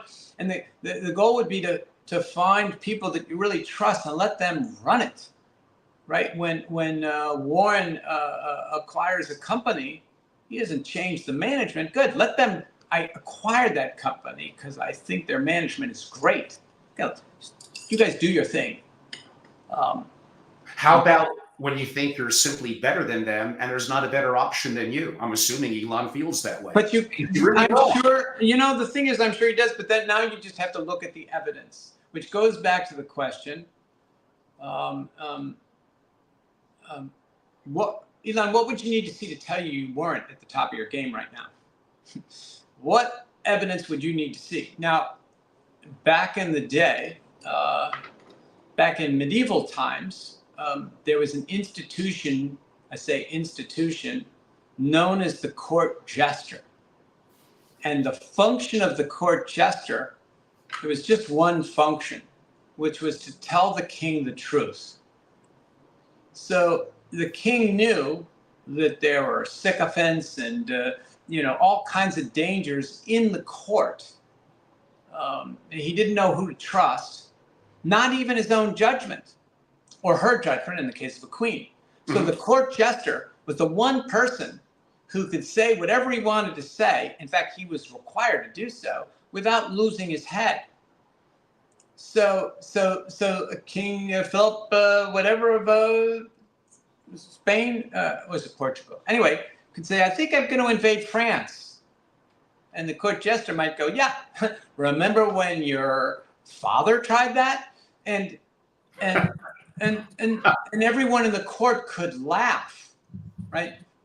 So the laughing was to mask that he's actually telling the truth without contradicting the king, because it's just a joke. But it wasn't a joke. And so Elon Musk needs a court jester, and he really needs to listen to the court jester. And now there's no court. He doesn't have to save face, but he needs someone who's got to be empowered with, what are my blind spots? What am I missing? And you have to assume you're missing a ton. Yes. Right? That should be your default position. It's only, by the way, that's Buffett and, bless his soul, Munger's position was always, We're always more or less mistaken. We're going to try to minimize those losses and the mistakes and the errors. And by the way, that's what Munger attributed their success to. He said, Warren and I have gotten a lot more out of not being stupid, avoiding mistakes, than being particularly intelligent. You beat me to the punch of one of my questions. Absolutely. Yeah. And that might relate to my chess question too, by the way. Ooh, maybe. Adam, come back. I got so many great questions for you, including about Caitlin Clark and chess and many other things. So again, he's on a cell phone, so we're going to have to deal with some of this during our probably, 2.5, 3 hours. If we're fortunate, here he comes back. I'm back. Okay. We got a lot to discuss, Adam. We must have like 43 questions left. Oh, yeah. So we're going to buzz through them, perhaps. Okay, the final one for now, a little bit related to what I built up on Elon. Is the Delaware court's ruling against Elon's compensation justified? So, boy, that's a tough question. So there's the sort of the moral justification, and there's the legal one, right? And so I'm not sure. Like, I don't know the details on that. And one thing to think about is if it's not justified, I know who's going to respond: shareholders. If they don't think it's justified, they're going to dump the stock. And maybe that's one reason the stock has been declining. It's like, it's very possible it may be that the price of Tesla stock is reflecting a bet on whether he's going to get that 56 billion, and as much as anything else. And so, in the marketplace, someone can ask for something like, I think my singing, I'll tell you something, Angelo, if they want me to sing at next year's Super Bowl, I'm going to ask for $100 million. If they want Adam, they're going to have to pay me $100 million. And you might say, is Adam justified in asking for that? and yes, he is. And even though he can't hold a tune. And, so the market will bear whatever the market bears. And if the market doesn't like what he's asking for, by the market, I mean his own shareholders, they'll start to dump the stock. And so, I talked before about the Bayes rule. Like, when you see evidence, which of two options is it supporting? So when we look at Elon Musk's actions over the last couple of years, and again, not to take anything away from him, he's accomplished a great deal, really extraordinary individual. Is it consistent with? Hopefully it's not going to happen every 3 or 4 minutes, but it is what it is. Adam has great insight, and I get to ask questions that sometimes, honestly, other guests, they want a list of them. Well, you can't ask that. You can't ask that. Adam's like, bring it on. So I got to appreciate that about him. He really gets Angelo throwing everything at him. And like he said, 43 more questions to go, assuming he comes back. And yes, in case you're wondering, the Caitlin Clark question, which will actually get a little serious. It's not just only tongue-in-cheek, will be the next question up. Adam's taking just a pinch longer than normal. Everyone so far, I know we have a pretty significant live audience across multiple platforms. I hope you're enjoying it. Plenty more to go. For the Garys of my internet connection. So I was referring to Elon Musk. And, are his actions consistent with someone who's at the top of their game right now? Or are they consistent rather with he's overextended? And I don't care who you are, you've got to know your limits, right? Clint Eastwood, you got to know your limits. And that was Musk and Munger, right? The circle of competence.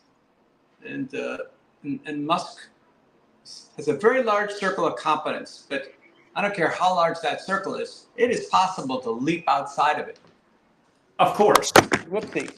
And You mentioned the word confidence. Actually, there's also when I consult and work with family offices, mainly kind of quasi coaching executive. What's your confidence?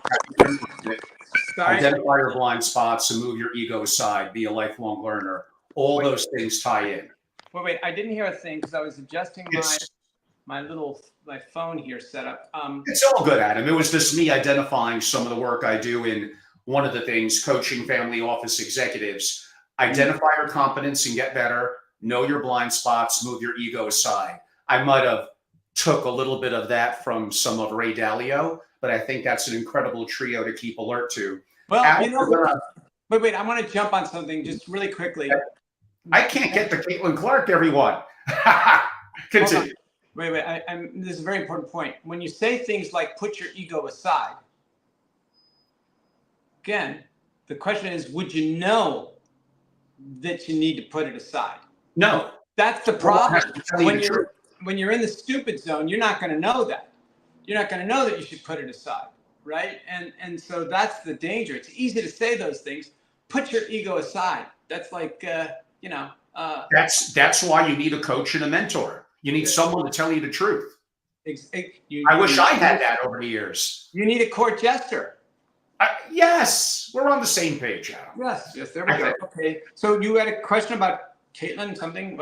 So we're going to, a little tongue-in-cheek, but it may get a little serious. So will the Caitlin Clark effect make an impact not just on the WNBA, but effectively on this country and maybe beyond that? And is this a turning point in women's sports? And why is that important? Okay, so can you clarify, sorry for my hand, can you clarify what you mean by the Caitlin Clark effect? Okay, you asked for it, you're going to get it. I'm a big sports fan, have been since 1973, 74. I'm keeping it, as the young ones say, 100 with you. I effectively have respect for women's sports. I do watch some. I don't watch a lot. And I never really paid that much attention to NCAA female basketball or the WNBA. I know the barest minimal to be a little dangerous. And for the first time ever, just a couple of months ago, I paid less and less attention to men, both in the NBA and in the men's college basketball, even though UConn was winning it. And I could easily name you more female players in the NCAA and women's sports in basketball than I could men. And I would have laughed at you on December 31st if you told me that. And it was driven, and I don't know why, by Caitlin Clark. There's something about her that is incredibly intriguing and appealing to people. And I think it's making an impact. My part two, which I know annoys people. Wait. I can't. Okay. That one part has like 5 subparts. Oh, okay. So can you state again, counselor, can you sum up for the court? So about the Caitlin, so now I know what you mean by the Caitlin Clark effect. Okay, but I could give you the part that I think is important, Adam. The important part is the WNBA has been around since 1997. Let that sink in, because a lot of you don't know that. Kind of almost 30 years. How many years has it been profitable? It's 0. It's subsidized partially by the NBA, and the NBA commits, I think it's $15-20 million a year. It does not make money. I think this will be the first time we're going to see her impact in the WNBA. It's going to drive attendance in the stands. That drives concessions. That's going to get a far better, quote unquote, TV contract. Yeah, where the real money is. I got your question. It will change the dynamic of the WNBA. Okay, so I have, I was a competitive athlete swimmer for many, many years. And I like watching championship anything. I mean, I like anyone at the top of their game. You could say, Adam, that bricklayer you're not going to believe how good he is. I could watch a master bricklayer. Anyone at the top of their game, I will be fascinated by. And I will have questions for that person. And so with sports games, and I'm going to circle around this because there are a lot of interesting points you raised, as you always do, is why do we watch a game? So one thing is because I'm seeing like the best two teams, and it's high stakes, right? I remember once being enthralled by a men's volleyball, NCAA men's volleyball championship, which there's the sport that I like watching the women's version more than the men's. In today's world, Adam, you can't say that. That's why I don't get a lot of subscribers. I get shadow banned. Okay. Fortunately, you don't have to worry about AGI just yet. Anyway, expertise at any level is worth watching. Now here, I'm going to make a proposal, actually. And, I'm going to talk about baseball and how the rules of baseball change. So over time, there's a balance between, does the pitcher have the edge or the batters? And so there are times when the pitchers are getting too good for the batters, and they got to change the rule because they got to make it a little more equal, right? So it's actually a contest that has some interest. And we have that in golf with handicaps, right? I don't care who the players are. In chess, in speed chess, if I were playing Magnus Carlsen, I'd get 5 minutes and he'd have a minute, or maybe even he'd have 30 seconds and I'd have 10 minutes. I'm a master, but that's how he would just destroy me, right? And so the way to make things interesting is to handicap one side in horse racing, right? So here's the proposal. If you want women's sports, because they're just not, because we know it's not the level of expertise is just not what we see with the men. It's just not. And so and it's true actually in things that you would think that they would be kind of equal at. For example, billiards, right? That doesn't require a lot of, it requires almost no strength, right?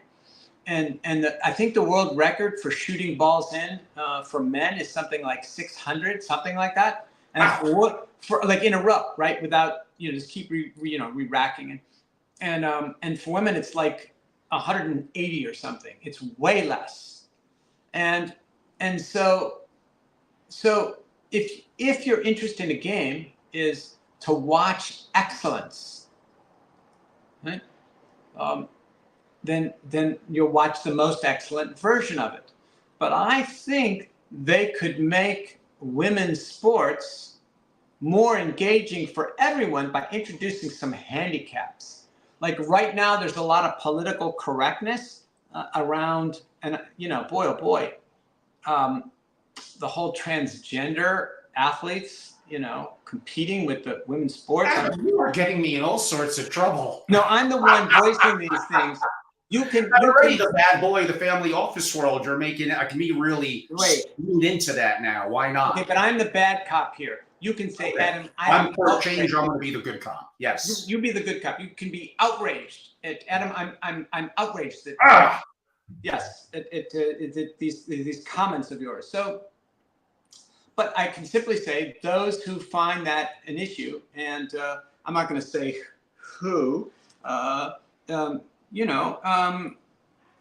Like if you take it just to a really vicious level, imagine mixed martial arts. There, you're going to let a man go in the ring with a woman? No, and cis or whatever. Anyway, so my point is this, though. You could actually, by handicapping it, and then it might be actually a lot of fun, right? You like in the same way that it's interesting, Adam playing Magnus Carlsen in speed chess by adjusting our respective time limits so that Adam's got some kind of chance. I'm sure there's always a way to even. Now, Adam, we have some disagreements here, and shockingly, me, an old school Latino Italian so-called masculine man with a beard and tattoos, we're going to get to that actually in a second. I think you're comparing apples and oranges. So when I watch, and again, I'm pretty new to this, when I'm watching women's basketball, I see a skill level, if I define it as skill, as no different than the men. The men are more athletically gifted, testosterone, muscularity, jumping ability, but pure skill, passing, shooting, teamwork. And do I want to get in the ring with a top level, quote unquote, heavyweight female fighter? And I dabble a little bit. I don't. Again, I think you're comparing a little bit. It's the same genre of a fruit, but you're comparing apples and oranges. But here's the thing. Really, do you think if we take a dunking contest, right? Every year, NBA dunking contest, do you think a woman's going to win? Yeah, but that's on, they don't have, in general, the muscularity and height of men. But then it's not apples and oranges. I'm just saying that's part of the skill of the game. Well, how about passing? Passing. We're all on the same footing then. Yeah, but like making a 3-pointer from half court. Who's going to make that? Anyway, I'm not saying. Well, let me just get my point out. So the balletics. I'm not saying that the teamwork and everything can actually might actually be superior to men's. I'm leaving that open. I don't know actually enough about women's basketball, to be fair. And it may be by some metrics they do a number of things way better than men. Way better. It is possible. So I'm conceding that. I'm not even asserting a point on that. I'm just saying that in terms of viewers, they don't get many viewers, and there must be ways to make it more interesting. That old betting trope. When you're playing someone for poker and the person and you think, oh, it's just a friendly game, and the person says, let's make this interesting. And, you start to play for some real stakes. I'm sure there are ways to inject components of that new aspects to the game that would generate newfound interest to people who had never watched women's basketball. Again, if I see two, I was a swimmer back in the day. I love watching age group swimming. And I marvel that kid is the fastest 14-year-old in the country. And I'm not comparing that kid against the NCAA, a final 100-yard freestyle. But still, for 14-year-olds, that's very impressive. And I'll watch it, and I'll still have interest in that. So I don't care what it is. In other words, within women's basketball, I am sure I would find the NCAA, the championship, just as fraught with, that kind of tension and part of it is the fan, the fan cheering and everything. And sure. So I don't think they should compete together. I think that's unfair to I don't even know what to call them anymore. Biological women. Well, I mean, we'll potentially see what the future holds in that. Interesting discussion. Again, I don't want to dive. Ladies, finally, after 2 years in purgatory, am I back on your good side now? Look at this. Like, who would have guessed this like a year or two ago? I actually think, and probably my last comment on it, Caitlin Clark's impact will extend beyond the WNBA and make a significant impact. We already know that 2/3 of college graduates are women. There's dynamics that are changing. I actually think that it's younger men that are quote unquote struggling when you look at the statistics in a variety of different things. So, for sure. It's, I mean, suicide and challenges in relationships and the issue with education. But again, I have now only 39 more topics to cover. Okay, we'll go a little tongue in cheek on this one, Adam. But I'm actually, it's actually a little serious. And I hinted at it earlier. In the world of podcasting, you're kind of a star, so you tell me. You got Joe Rogan, you got Williamson, you got, of course, Ferriss, you got Tom Bilyeu. I love them all. I think they're better than me. They're probably better looking too. They also probably at one time might have had hundreds of thousands a month of marketing going into them. And I wonder if there are star makers. Do I think I'm incredible? No. But do I think that I could go long form and ask highly interesting questions? Yes. Yet one of my platforms, after 8 months, only has like 500 subscribers. pardon my arrogance here, you got to be kidding me. So what does it take? Does the system make you a star, or is it up to you and money matters to grow your audience? So, it would be worth deconstructing. For you, deconstructing why people tune into the Tim Ferrisses of the world and Shane Parrish and Williamson, and they're all brilliant. These guys are all, Yeah, of course. yeah, I know brilliant. they're smarter and better looking than me. Well, That's it. I got excuses. I'm a victim now. No, but they have cast a very wide net, right? And yours is focused on a particular domain, things of interest to family offices and high net worth, ultra high net worth families and such, and so you've carved out that niche, and so you should be a little suspicious if you had 500,000 subscribers, because then yes, you have more subscribers, but their level of engagement is way lower. I'm sure the 500 people who do tune into you really are taking notes, applying things, or following up with questions afterwards. And so you want an engaged audience, and there are metrics for that. And for you, that you're looking to build your family practice, your business, right?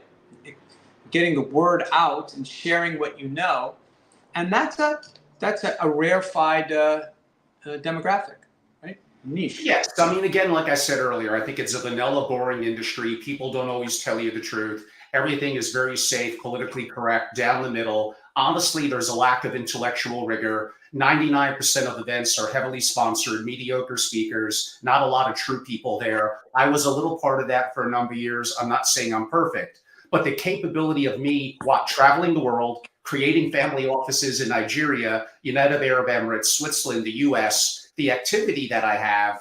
And I know this is probably coming across the wrong way to some people, but I'm just looking at it from the reality of I see the community and me wanting family offices to be so much better than they often are. Anyway, enough about that. That's me getting on a soapbox, but I appreciate your comments. I do think they're good. And by the way, all those people I mentioned, Billy Yu, Rogan, they're incredible. I love podcasts. I learn so much. In many ways, they're so much better than me. But I do sometimes take pride in the uniqueness of my questions, that I have gotten some prominent people that have reached out and say they appreciate it. Like you said, one of my audiences on one of my platforms may be modest, but it's powerful, connected, wealthy. And some of them are influential people that I do appreciate the kind comments they send me in text and emails. A question staying a little bit on the theme that we left off with Caitlin, but a little different perspective. And maybe this is the why I sometimes get shadow banned, I don't know. Is Taylor Swift's impact on the NFL, her relationship with Travis Kelce, was that a little bit arranged? Was that a psyop? Well, so I love these questions because there's no way to actually know. I mean, of course not. There was a Saturday Night Live skit many years ago, and the skit was, what would have happened in World War II if Eleanor Roosevelt could fly? And they have some that would defy dynamics or flight pattern. You're missing the bottom line. They have her. The skit was this: she's leading a squadron of fighter planes. She's going like this, leading our brave young fighter pilots in the battle. And so some of your questions are like that. So for me, so Taylor Swift, I don't know. So there's that old Roman saying, cui bono, like who benefits from this? Who's like, so if it were a psyop, like what's the end goal here? What's the end game? Well, there is an end goal potentially, and again, this is us in theory. She has an audience that probably is not the most interested in the NFL. that brings them their audience. And the typical person who watches the NFL is arguably not the biggest Taylor Swift fan. They're cross-pollinating their audiences, benefiting both. Well, I really, but yeah, I'm just tickled I'm conjuring up a meeting between the head of the NFL and Taylor Swift's managers talking about, if we increase, imagine the number of tweens that discover football and the number of football players. Remember that Saturday Night Live skit, Dub Airs, who are going to put down their beer mugs and watch Taylor Swift. The NFL and Taylor Swift are both more popular since that pairing. So temporarily, so there has a kind of sort of a idiosyncratic interest, of the moment. But is that going to result in enduring changes in their respective constituencies? I don't think so. Okay. I mean, Travis Kelce's jerseys, he's an incredible player. He'll be a Hall of Famer. But Indeed. I believe it might have been number one. A tight end's jersey should not be number one. She helped to drive the audience for that. And I think a little bit of vice versa. And I think the TVs, the studios, they played it up. They played into it. Again, what's the point here and how does this impact family offices? I have no idea. But again, you wanted a little bit of something different compared to the other people in the community. Well, you're getting it. Adam, I got to ask you some questions on chess. You hinted at one of them indirectly a little while ago. In getting better at chess, is making less mistakes maybe more important than being truly brilliant? So, yes and no. And I'm going to make a larger point. I'm going to generalize from chess to all domains that the skills required to beat the average weekend tennis player are very different from the skills required to, compete at a varsity college level, much less, becoming a professional tennis player. So in many domains, not just chess, simply avoiding blunders and just having some basic skill sets, you're going to be doing better than 95% of people who attempt that, right? And then if you want to go beyond that, then you can then it is different, right? Then it is different. And, one of the challenges for someone like at Magnus Carlsen's level, right? If you're a top 100 chess player, it becomes really difficult because even a draw against anybody else is going to lower your rating. Exactly. Right? Fischer, as you know, was my mentor back in the day. And his problem was that anybody he played, he had to play for a win because even a draw, his rating would go down. And so it meant he would have to take chances to win the game. He was deemed to be an aggressive player, correct? Well, his goal, so I'm going to make a point here. There are two ways to play life. You can play it to win or not to lose. And he played to win. Now, that's different.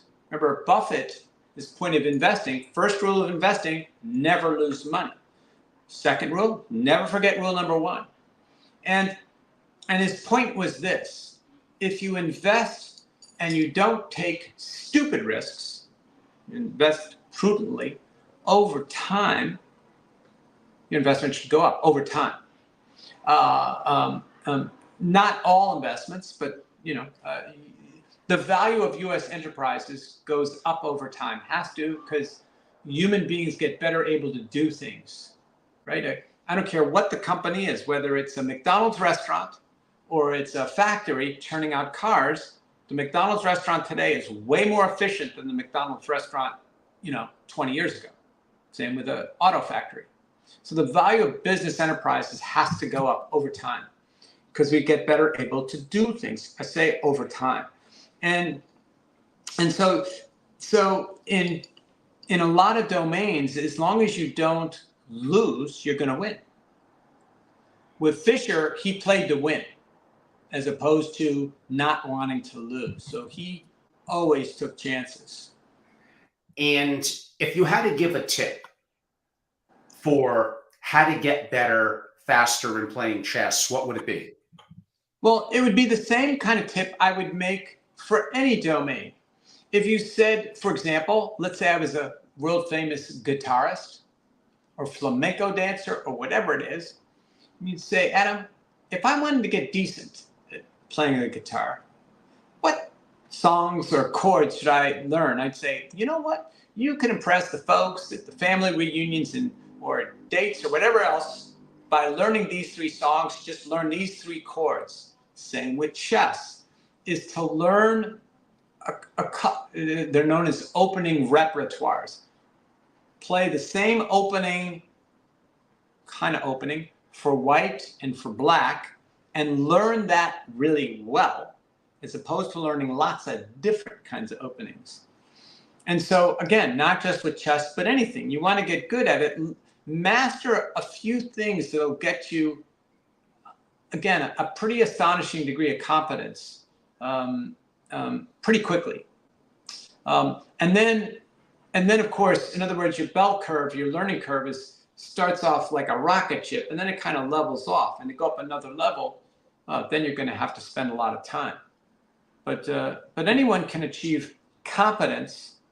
I'm sure I could become a decent piano player of a few songs by watching some YouTube videos and just playing 15 minutes a day. I'm sure I could get, impress, people who are easily impressed. And they would assume that my skill set was much larger. Like, wow, Adam can play that Bach concerto. Like, it's unbelievable. They don't know that that's the only thing I can play.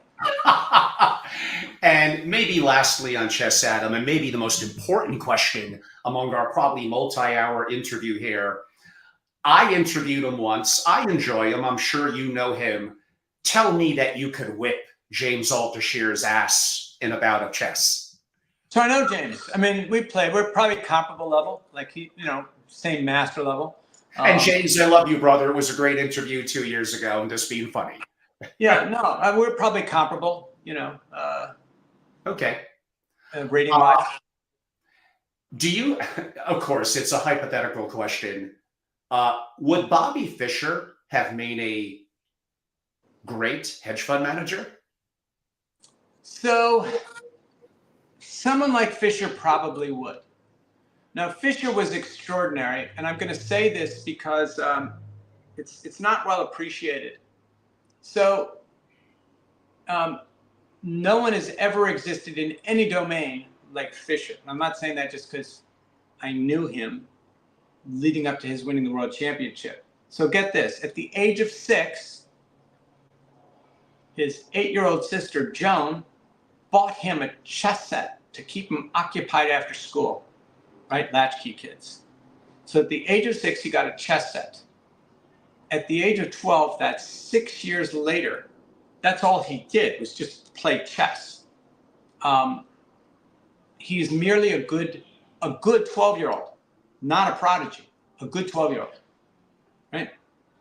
The next year at the age of 13, he played a game that to this day they say is the game of last century at the age of 13. At 14, remember at 12, he was merely a decent 12-year-old after 6 years of nonstop studying. 14, he's US champion. And at 15, he was number 5 in the world. And so Fischer was really singular, and his goal was to beat the Russians and win the world championship. And so he had a big problem because the entire Russian chess establishment was determined to stop him, right? They were studying his openings, and I've talked about this like with Tim, maybe I talked about it with you too. He played the same opening repertoire for like 13 years. Mm-hmm. Imagine you're Frank Brady, and you go, here, this is my notebook of plays I'm only going to use one of these plays in any football game. So study this because that's all I'm ever going to do. And that's what the Russians did. He did that for 12, 13 years. And in the World Championship, he switched it up. It was one entire long con. And so here's the problem with chess. So I say that because Fisher was, imagine, Angelo, a kid picks up a tennis racket and some years later, without ever being coached, wins Wimbledon, right? That's never going to happen, except for Fisher. Anyway, so Fisher was an exception, but chess is not a good. Great chess players tend not to do well in that skill doesn't transfer. Here's why: the chessboard, you see all the pieces. There's no hidden information. Mm-hmm. And the value of the pieces is known to both players. I can see what the other side is doing. I don't know what he's thinking, but I can see what he's doing. Like imagine a poker hand where we both see each other's cards. Okay? I don't know what you're thinking, but I see your cards. And so chess as an exemplar for thinking doesn't apply in the real world because real world things are changing all the time. And there's all kinds of information asymmetries, right? It's not a little chessboard that you can, like 2 by 2, you can see the whole thing. Oh no, the real world there's countless variables. So it doesn't, skill at chess transfers over to skill at nothing else. Although when I asked you, you do believe after you hesitated a little bit, that if he put his mind to it, he would be maybe an extraordinary hedge fund. I'm saying Fisher would have been. I know, Fisher specifically. Okay, so Fisher was, wow. I have a friend who speculated, Fisher won the world championship in 72. So I knew him leading up to his winning the world championship. And a year late, so he was on the Bob Hope show, movie star handsome. He was the most famous person in the world. Mm-hmm. Number 2 that year was Muhammad Ali. I knew you were going to say that. Yeah, number 2 was Muhammad Ali. It gives you an idea of Fisher's celebrity. Wow, off the charts, right? The brash American did it all alone during the Cold War. And a year later, he's walking the streets of Pasadena, homeless, muttering to himself. And a friend said he's pretty sure the KGB drove him insane.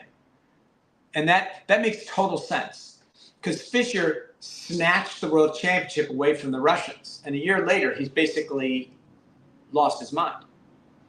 And there's no way in a year you get that kind of decline. Really, people should see interviews like Bob Hope, Dick Cavett. It was extraordinary. Johnny Carson. Really, movie star handsome, clever, funny, engaging. And a year later, he's talking to himself, walking the streets, homeless. So Fisher was it's once a century kind of individual. It's a shame.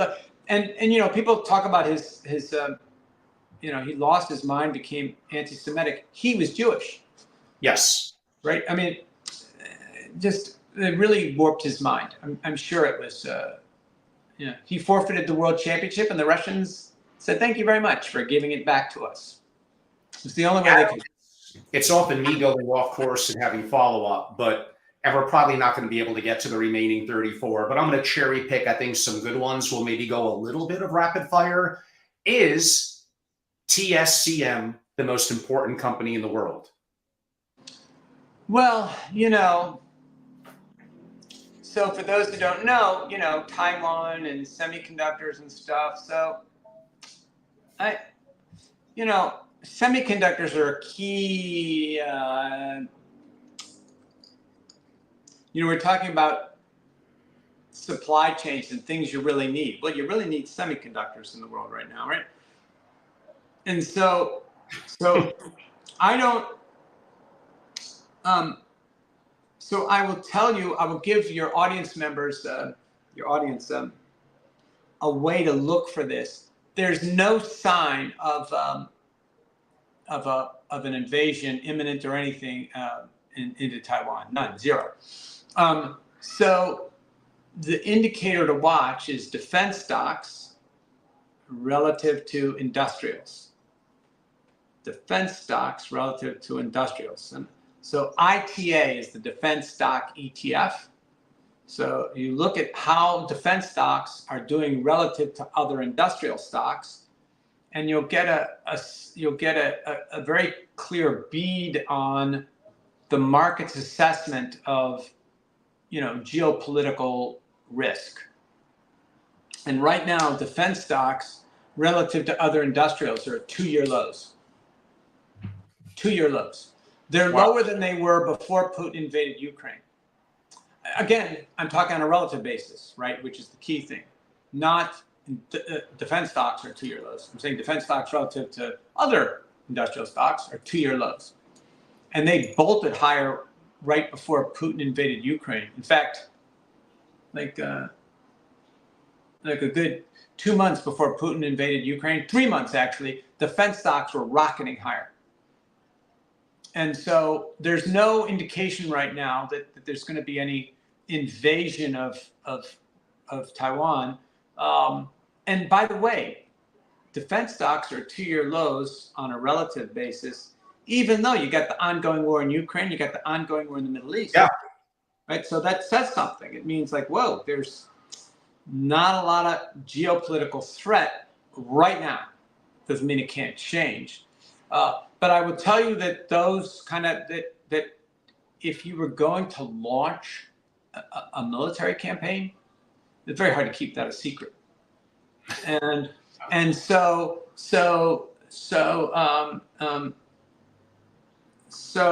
people knowing that that's going to happen they position themselves in financial markets. And so there's no sign of an invasion of Taiwan. And markets would pick it up pretty quickly. Which is, when I say markets, I mean those who figure out, oh boy, there's going to be an invasion. We would see it.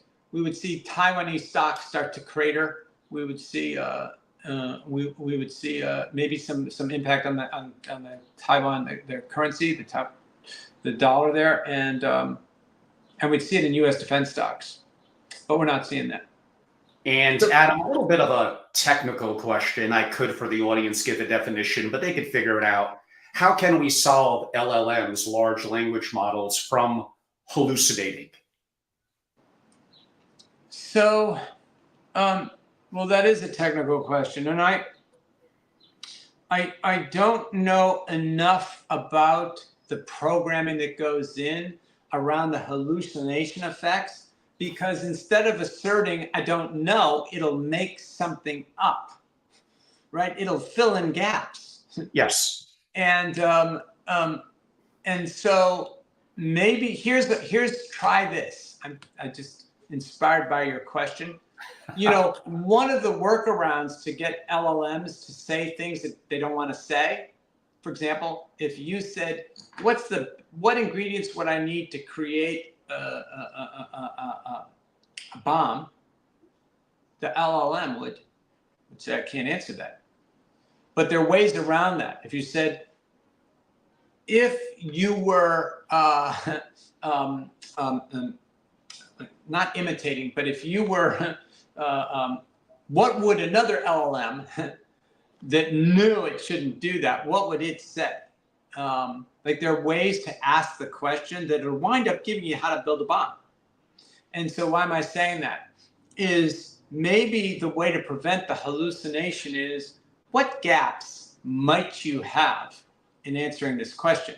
And you would know, like, for example, you could say, if you were going to be unsure about anything or hallucinate about anything, which aspect of the 500 pages of text you just gave me would be most suspect? Like, you could ask it to opine on its own, flaws. But I think that's it. If you ask it a question, it's going to give you an answer. If it doesn't have one, it's going to make one up. And you don't want it to do that, right? If you don't know, then say, I don't know, like I do.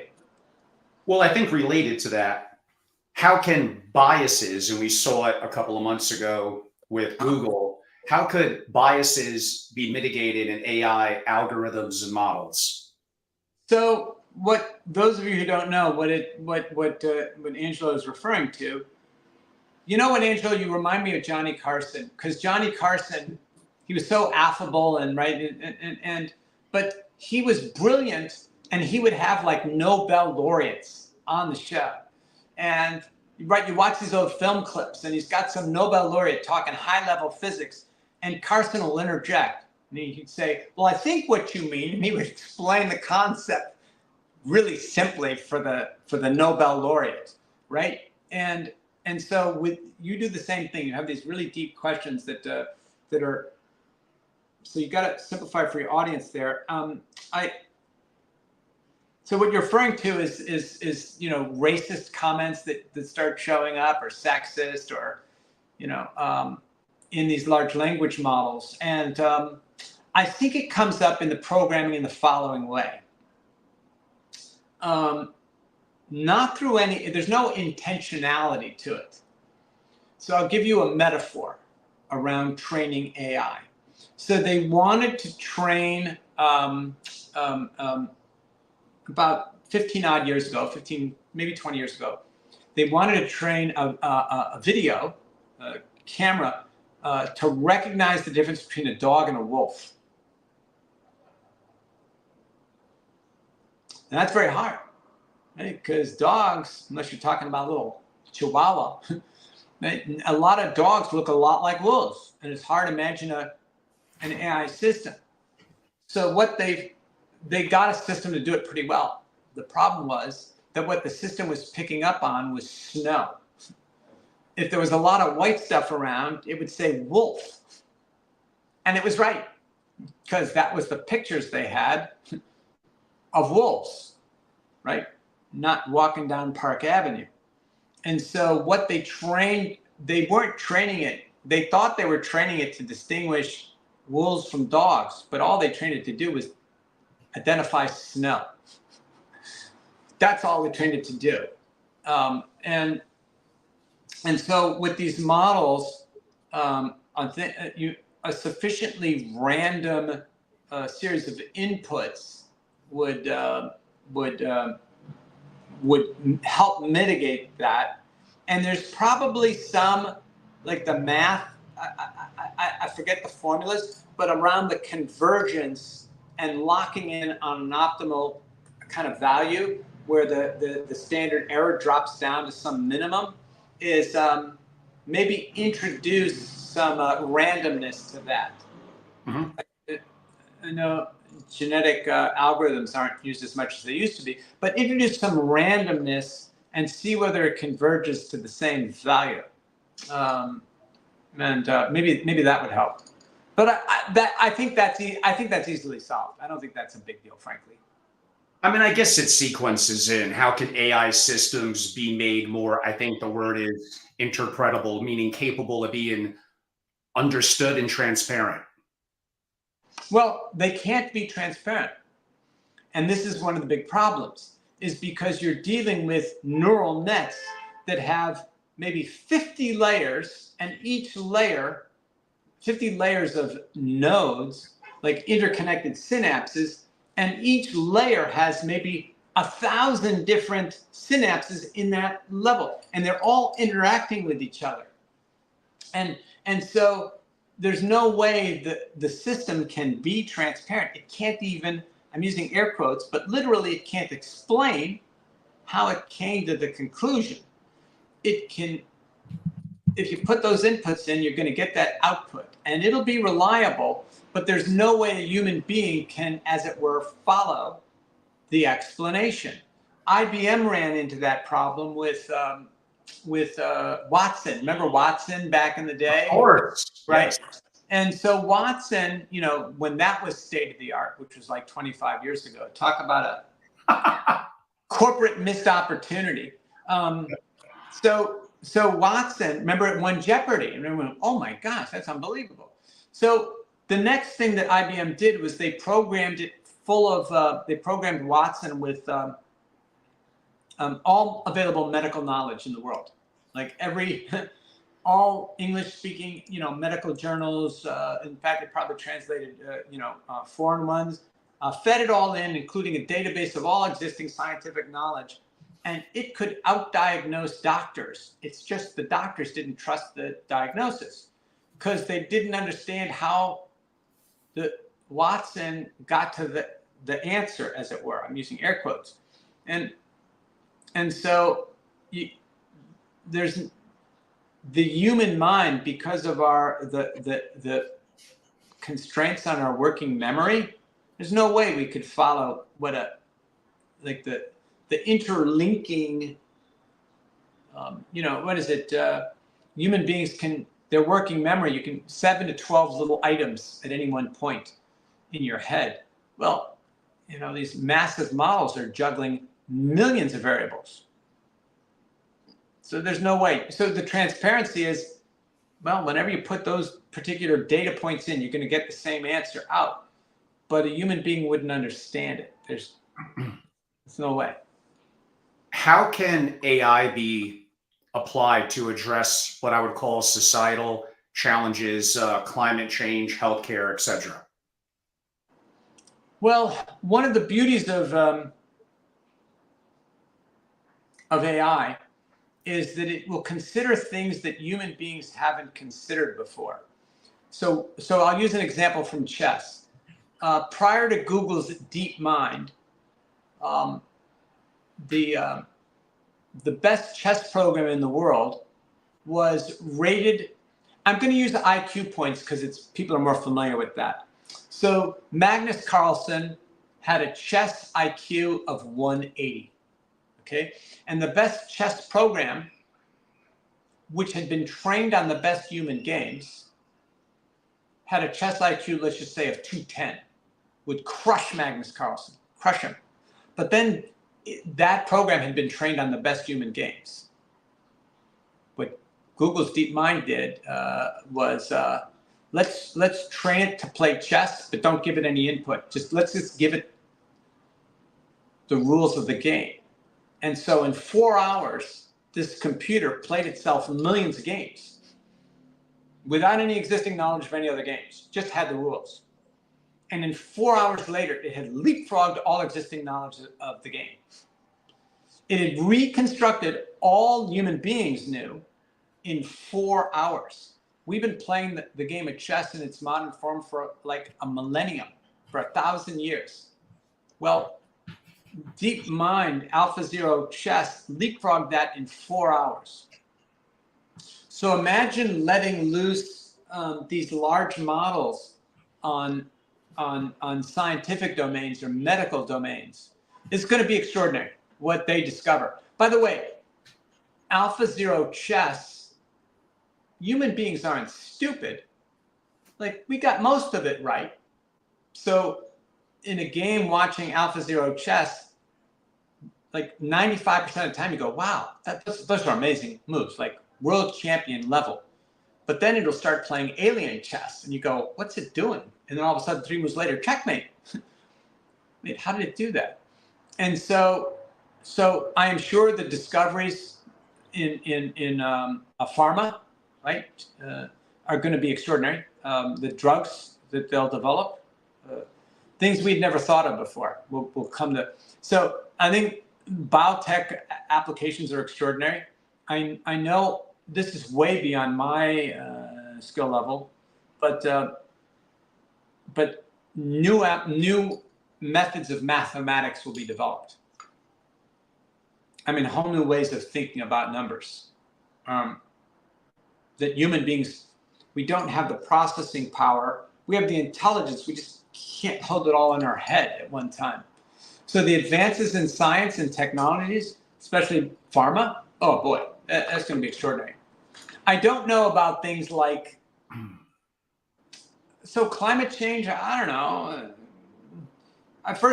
Again, you got to define climate change, like what that is. But I'm sure it will develop ways to seed clouds, create, rain where we want it.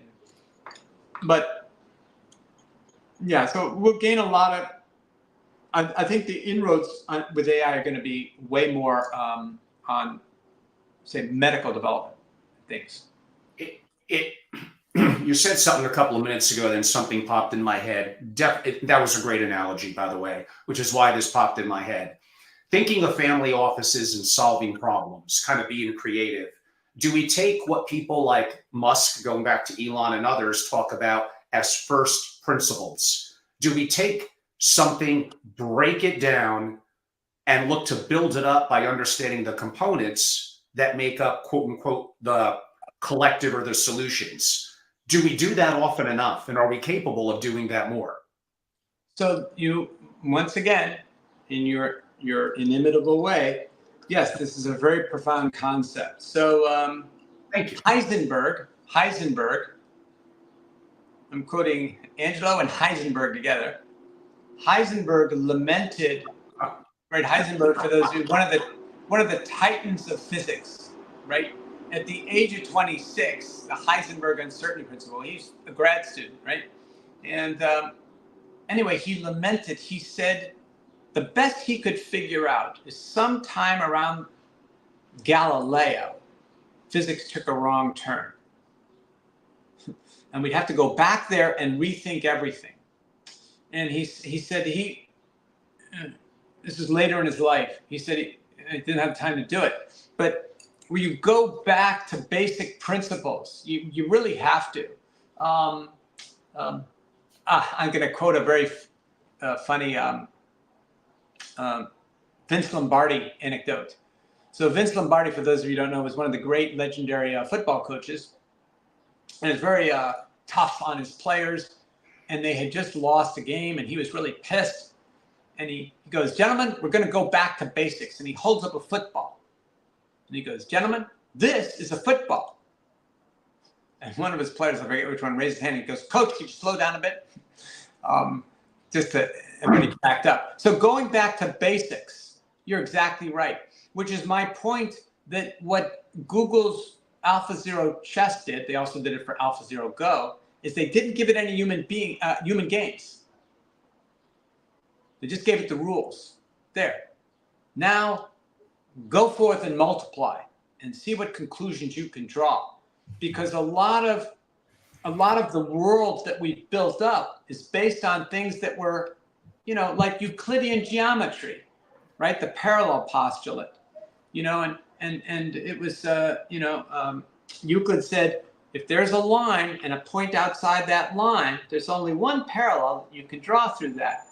It wasn't until the 1700s, no, 1800s.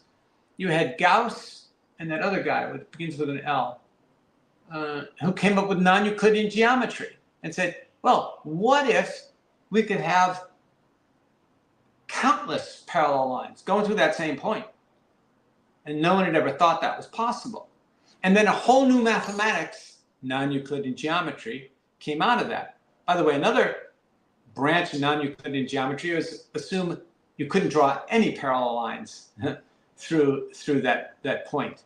And again, a whole new mathematics blossomed out of that simple little change.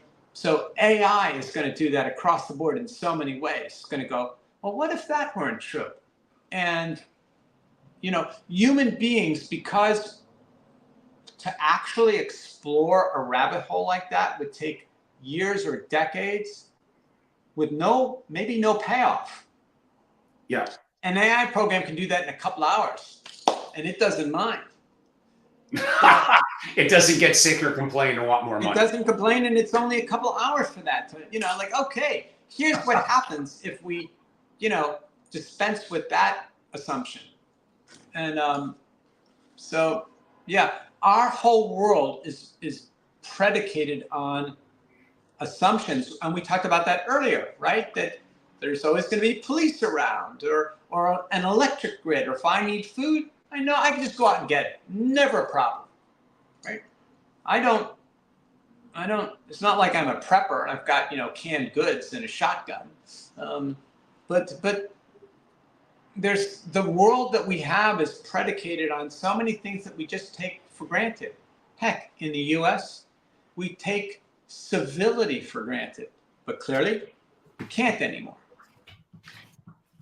So AI is what it's going to uncover is going to astonish the world. By the way, it occurs to me right now, talking about things popping into your head, that what distinguished Einstein from his peers at the time is Einstein was willing and able to entertain absurdities. So in Einstein relativity, when something moves, it shrinks. And it's called the Lorentz contraction. Because a dude named Lorentz, I forget his first name, calculated the contraction. And as you move close to the speed of light, it gets really small.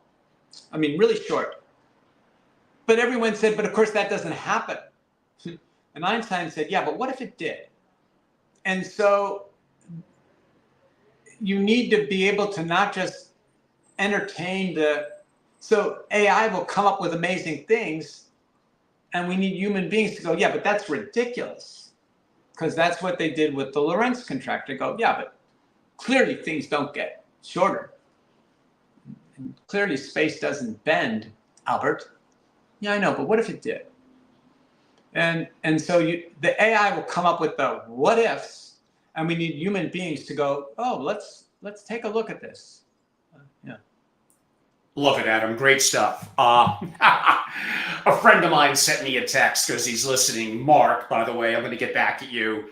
Angelo, you can never be popular. You're not good looking enough. Well, compared to Chris Williamson, a model who's a great podcaster, but I'm better looking, I think, than Tom Bilyeu. And he's got 5 million. Tom, by the way, I love your podcast. Would love to be on. Would love to have you on. So all in good fun, I think. Adam, we're going to take it to the home stretch. I promise we're there. Oh, I know. This is probably going to be your longest podcast with me. I think I can narrow it down to 5 or 7 questions to begin to wrap up. Right before I do that, taking advantage of among our largest live broadcast ever, I do have to, Angelo's second, since I'm the sponsor of the program. So one, I hope you're really enjoying Adam today. I love long form interviews. I love to make things not vanilla, not boring, but be incredibly active in the world of geopolitics, finance, and of course, everything with me really does circle back to family offices because that's my love and that's my passion. Follow me on both my YouTubes, Family Office TV and at Family Office. At Family Office, I actually do have a fair number of subscribers, but you got to come to Family Office TV as well. Obviously, LinkedIn. And the message I want to give you is if you're enjoying this and want to be a part of the private programs where nothing beats being in person, face to face, including we're going to have great people like Adam, but your fellow peers. And I did it last week in Palm Beach. It was incredible. If you want to be a part of what we're going to do in New York, May through November, then back to Palm Beach and hopefully some LA and Jackson Hole, and you see the value in something like this, you got to join. You got to be a founding member. If I don't believe in what I do, who is? So go to angelorobles.com, go to membership. There's only 30 spots to be a founding member. After today, we actually have about half left. And then you're going to be a founding member forever, get favorable pricing, have a say in our direction and what we do, and how we grow after our founding membership. You will get a multiple of value, not from digital masterclasses, content, and books, all valuable. And I love that intellectual stuff, but it's going to come face to face. It's going to come. That's where business is done. That's where problems get solved. And I'll make sure it's going to be worth your while. So again, go to angelorobles.com and go to membership and take me up on that opportunity to be a founding member in my private club, SFO Continuity private membership today. Okay. Adam, we are just about there. I'm actually going to clean up some of my Nvidia a little bit that I would have asked you in person. One of the questions that would probably get me banned from YouTube. So I'm not going to ask the question that would get me banned. But wait a second. I want to interject really quickly. It just occurred to me when you were talking is that you should have, you know how websites will say the views of this, like op-ed. The views of this writer do not express those of the publisher. So you can say the same thing about me. You could say the views of this guest do not necessarily reflect the views of Angelo Robles or the family office group to which I belong. They were going to get the Angelo disclaimer, which basically is kind of that. This podcast you're listening to me at this moment, in a day, a week, a month, our opinions might change. I don't know about Nvidia, about AI, about Caitlin Clark, about Taylor Swift. I have no idea because new inputs are going to come into me. I'm a human being and my opinions could change. This is for entertainment and engaging purposes. At the end of the day, you know what? Think for yourself. When I asked Michael Saylor what the hell he learned at MIT, he said to think for myself. And that always stuck with me, and other billionaires have told me that as well. So again, I'm not going to be boring and vanilla. I'm not going to be what you want down the middle. I'm looking to change the dynamics of the community, no matter how much they try to ban me or shadow ban me or do this or do that. You're getting the full effect, and Adam kind of brings the best out of me. We're going to ask 2 questions about Nvidia, maybe 1.5, and then I'm going to ask you a question that you did not expect me to ask. Okay, we'll keep it a little straightforward. Is the heavy concentration of Nvidia's revenues from a small number of large customers a major risk factor that we don't talk about enough? Well, I'm not sure what you mean by talking about it enough. Every investor, again, I spoke earlier about calibrating around your conviction level, right? And so sophisticated investors calibrate their conviction level around just that risk, right?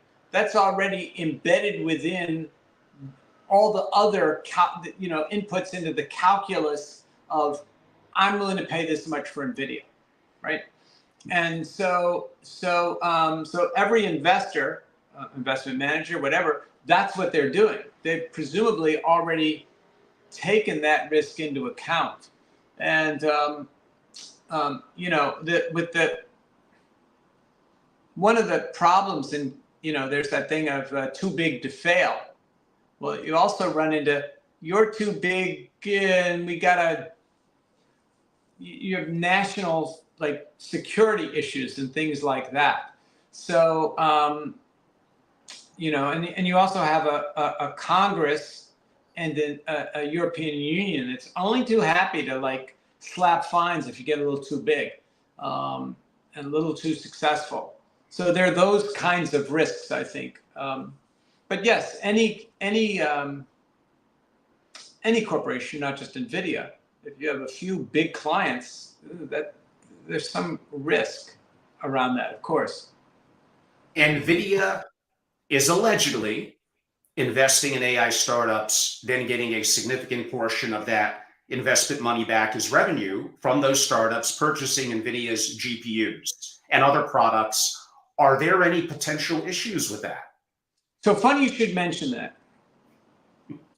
So I'm going to make a point about technology broadly here, but this is an important point. So one of the virtues of Silicon Valley has always been that it's been an ecosystem where if you wanted to start up in the tech space, Silicon Valley, you'd be hard pressed to do better because you'd have the legal teams and the financiers, the venture capitalists, right? You'd have the coders all there. So it was an ecosystem that attracted brilliance and genius there. And now the problem is that the venture capitalists, let's say I'm Sequoia or whatever, it doesn't matter. I'm a Silicon Valley venture capitalist, and I've invested in company X. I'll want all my other portfolio companies, to the extent that they can, buy from company X, right? If for example, I've started company X is the delivery company, then all my other companies that I own a piece of, I'm going to say, you know what, if you have anything delivered, use company X. Now, that when it works well, that's fine. But what's happened and I'm about to make a big point in another 30 seconds, I had to lay the foundations for it, is all those companies become interlinked and interdependent. So when one of them has problems, it can bring them all down. So the Silicon Valley Bank bust, was it March 8th of last year? Mm-hmm. That was right on the heels of you know, the shoot, what's that kid's name? You know, went to prison. Come on, help me here. Who's that? Well, like Sam Bankman-Fried. Yeah. Right. Yeah. So I was just blanking on him. No pun intended. So the problems of Silicon Valley Bank were linked to the problems regarding that. And that was linked earlier to the collapse in a lot of the crypto coins, including, was it Terra or one of those? That was a complete fraud. Yeah, Terra Luna, is that the one you're talking about? Yeah. Right. And you do know a thing or two about crypto after all. So it's a thing or two or three, but not as well as you do by any means. But anyway, so all of these interlinked companies wind up going down. They've all, imagine walking along the Swiss Alps along a really narrow path, and there's a big ravine there, and you've tied them all together. When one of them goes over, they're all going over. So the Silicon Valley ecosystem of tech companies has set up there's a big risk there, actually, because all of these companies are interlocked. And when one of them starts to, and notice that these things become correlated, because if one company does bad and it starts to have to sell assets or something, those assets go down, then other companies going, oh man, they start to sell. So these risks that weren't present, so the Silicon Valley ecosystem has created risks, and Nvidia's got to be careful about that, right? About seeding companies. So you think you're diversifying. Oh no, you're making them more dependent on you. So if you start having trouble, they're going to have trouble. And if they have trouble, you're going to have trouble. That's not a hedge. That's not diversification. And so here, I'm going to give the CEO of Nvidia a tip right now, Angela. And so the tip is from 1936. And in 1936, DuPont's chief chemist was Wallace Carruthers, brilliant Canadian chemist. And he basically made DuPont back then, right? This tortured genius. Anyway, he comes running into the chairman's office, Lamont DuPont II, and said, look what I discovered. And it was some really long name, and they decided to rename it polyester. Oh my God, we're gonna make a fortune on this. And he immediately sets up another division to put that out of business. Think about that. Not to exploit, he was going to exploit we're going to sell the heck out of this, right? But he knew that all his competitors would be looking to create something better. So within DuPont, he sets up another division, keeps them separate. They don't know about each other, but you guys put it out of business because I want to own the replacement. That's what Nvidia should do, right? You want to invest in, create something that's going to make our chips obsolete, because all your competitors are doing that. And if you're the head of Nvidia, and I don't even own a share, that's really good advice from Lamont DuPont II, back in the day, almost 100 years ago, right? You don't, you said, again, he should be thinking, what are my competitors going to do? I want to own that space also. They're all looking to make products and things that don't depend on Nvidia. Great. Nvidia should do that as well. right? We're making, gobs of money. Let's set up an internal division of Skunk Works. Maybe they're already doing it. I have no idea. They were smart. I was actually going to say that. How do you know they're not? So, of course, that's a possibility. Really good stuff. And yeah, that other question in Nvidia, well, you could go and find my interview earlier today that will be up with Ram Alawalia. I actually do ask that. Or simply, again, this is the in-person stuff. That's the insider's game. You got to join. Will the conflict in Israel give the Fed the cover they need to cut rates? Well, think about it. We've got a near full employment economy. Now, I have big quibbles with the definition of full employment, right? Let's leave that aside. But we got, by all measures, a robust economy. The stock market is near all-time highs still. And we have inflation. Inflation expectations are they're near 12, 15-year highs as we speak. They're almost as high as they were right after Putin invaded Ukraine. So the inflation expectations right now today are almost as high as they were when everyone thought, oh my gosh, oil is going to go to 200 and wheat is going to, go to $20 a bushel. So there's no way the Fed can cut. Now, the Fed can be stupid, but how can you cut rates when inflation is surging, inflation expectations, which is more important, it's what people expect, they're near like 15-year highs, which means interest rates, the 10-year should be around 15-year highs also. And so the Fed can cut rates on the the short end of the curve, right? The overnight rate. Good. That's not going to change the 10-year. In fact, what it might do is drive up 10-year yields. There, that's a prediction. They cut the short end of the curve. 10-year yields are going to go through the roof. Wow. Yeah. Listen, I said that in the opposite though. In mid-December 2015, Janet Yellen. It was the exact mirror opposite. Janet Yellen, December 2015, was saying, in early December, she was saying, I'm probably going to raise interest rates at the next FOMC, which was mid-December. And I told my clients that would be idiotic because inflation expectations were plunging to multi-year lows. And she decided to raise interest rates.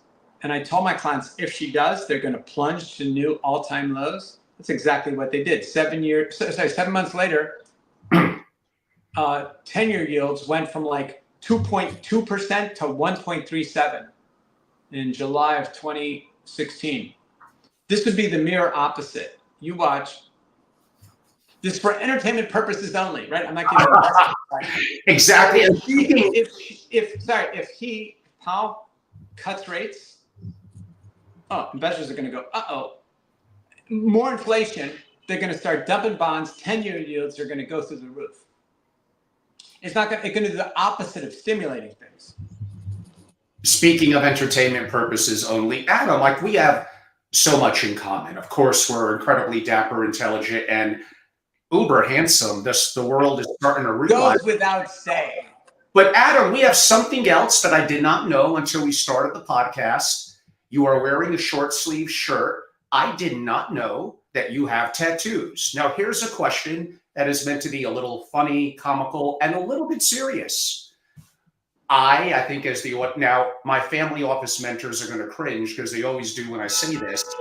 I have tattoos. And I was told by multiple people, usually a little bit older than me, Angelo, that's not becoming of an intellectual in the family office world.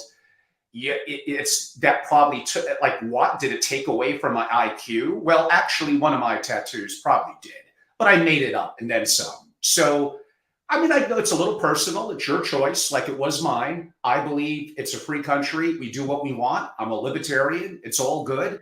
But the fact that some people, if I were to walk into an office as a 22, 23-year-old and I had a beard and I had tattoos, they would not even pay attention if my IQ was 160, if I could rein business. Now, hedge funds wouldn't give a shit. They just want to make money. But traditional classic corporate America, why is there still a stigma, and why does that matter? It's all about results, or is it? Well, so I'm going to answer the question in multiple ways. First, and I know we're going to wrap this up. And if anyone has any questions, they can always approach you, or you can. I'll have 3 quick final questions, I promise. That's it. That's it. No more after that. So around this, I also have a top hat, and I have some jewelry, and I don't see, the thing is, I don't have any intellectual pretensions. So I don't care what they think about anything. And because I get paid for performance, right? So I don't. Yes, results. Yeah. So measurable results in the world. And so that's all they care about, really. And you know what? You remind me of that great quip with Lincoln and Grant during the Civil War. And people were complaining about Grant was getting drunk a lot. And Lincoln said, well, I'm going to find out what he's drinking, and I'm going to send a case to all my other clients. It's a results-oriented business, of course. So likewise, maybe they'll emulate us sartorially instead of if you. Yeah. Here's the thing: anybody, if that's going to be what they're judging on, I'm not interested in them anyway. That's what I say. And you're making my life very hard, Adam, because I did say 3 final questions. I'm looking at 12. Here we go. Why has cocoa had such a massive run in 2024? Will it continue? Okay. One of my favorite traders ever of all time was a little known guy named Richard Dennis. Now, unless you were in the 70s, so Richard Dennis, I think he was at the University of Chicago, and he delivered pizza. And he ran up pizza delivery money into a $300 million fortune on the Chicago Board of Trade. Think about that. And he wasn't playing other people's money. That was all his money. Pizza delivery money to $300 million in like 5 years. And because he was a philosophy major, he said, and I'm tying this to cocoa. He said, people think that markets respond to news. He said, in fact, news responds to markets.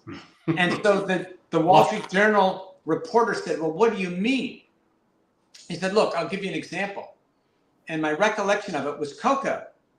He said, the price of cocoa has been going up very sharply last couple of days. He told the reporter, there will be news stories, probably a fire somewhere in one of the countries that exports cocoa. And sure enough, that's exactly what occurred. In other words, the news arose to explain why cocoa was going up, not the other way around. And like cocoa didn't know there was going to be a fire. The news arose because of, well, why is cocoa going up? So I'll tell you why cocoa's going up, because nobody thought it would, right? They're recalibrating. Oh my gosh. Otherwise things would have been hedged against, I don't know, against fires or whatever. But those kind of spikes, what you want to do is go back to the 70s and take a look at, the commodity markets back then, or oil in 2008, right? Oil shot up to nearly 150, West Texas Intermediate. And then it was down to like 40 a few months later. That's a big drop. And so these big run-ups almost always there's a collapse afterwards. In fact, I'm going to say always.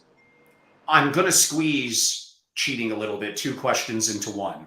What is the best type of portfolio? It did make my title after all. What is the best type of portfolio in the event of World War III? And effectively, is counterparty risk heightened, obviously, during a World War III event? Yeah, so those of you who don't know, counterparty risk is if I make a bet that something's going to go up, someone else is on the other side of the trade betting the opposite. And if the person on the other side of the trade is influential enough, or has too much risk exposure, they're not going to be able to pay me off. So there's that kind of risk. Back in the early 1980s, late 70s, it was the Hunt brothers. Remember them? Talk about Texas oil. So in the late 70s, early Kansas City Chiefs, of course. I'm sorry, what? Oh, the family still owns the Kansas City Chiefs, NFL Super Bowl champion. Well, but the Hunt brothers, they had a lot of oil money, but gold was going through the roof, and they decided we're going to corner the silver market. Mm-hmm. We're going to corner the silver market. And they did, but they weren't students of history, because that's been attempted a couple other times to corner a market. And their problem was that the counterparty risk, the people on the losing side of the trade, owned the COMEX. So they changed the margin requirements. The Hunt brothers forced liquidation, and they lost billions of dollars. And so counterparty risk is very real. So in the event of a war, remember, all bets are kind of off then. Yeah. I mean, at that point, it's not a question of keeping a portfolio together. Right? Wow. And so, that's why Buffett and Munger, I'm just going to refer to him in the present tense, such brilliant philosophers of the world. And we're going to invest in businesses where things that people actually need. So you go through, what are people going to need if that happens? And I hope, I don't rely on hope, because what's the point? You can do something about it or not. But I hope those in power don't start a war any more than it already is. And this is tragic enough at this level. But that because no good. War ultimately is a failure of imagination.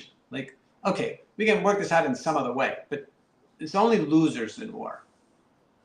And even the peace that follows a war is just a setup for the next war. Because the peace, look at the peace after World War I. Oh, good luck. So,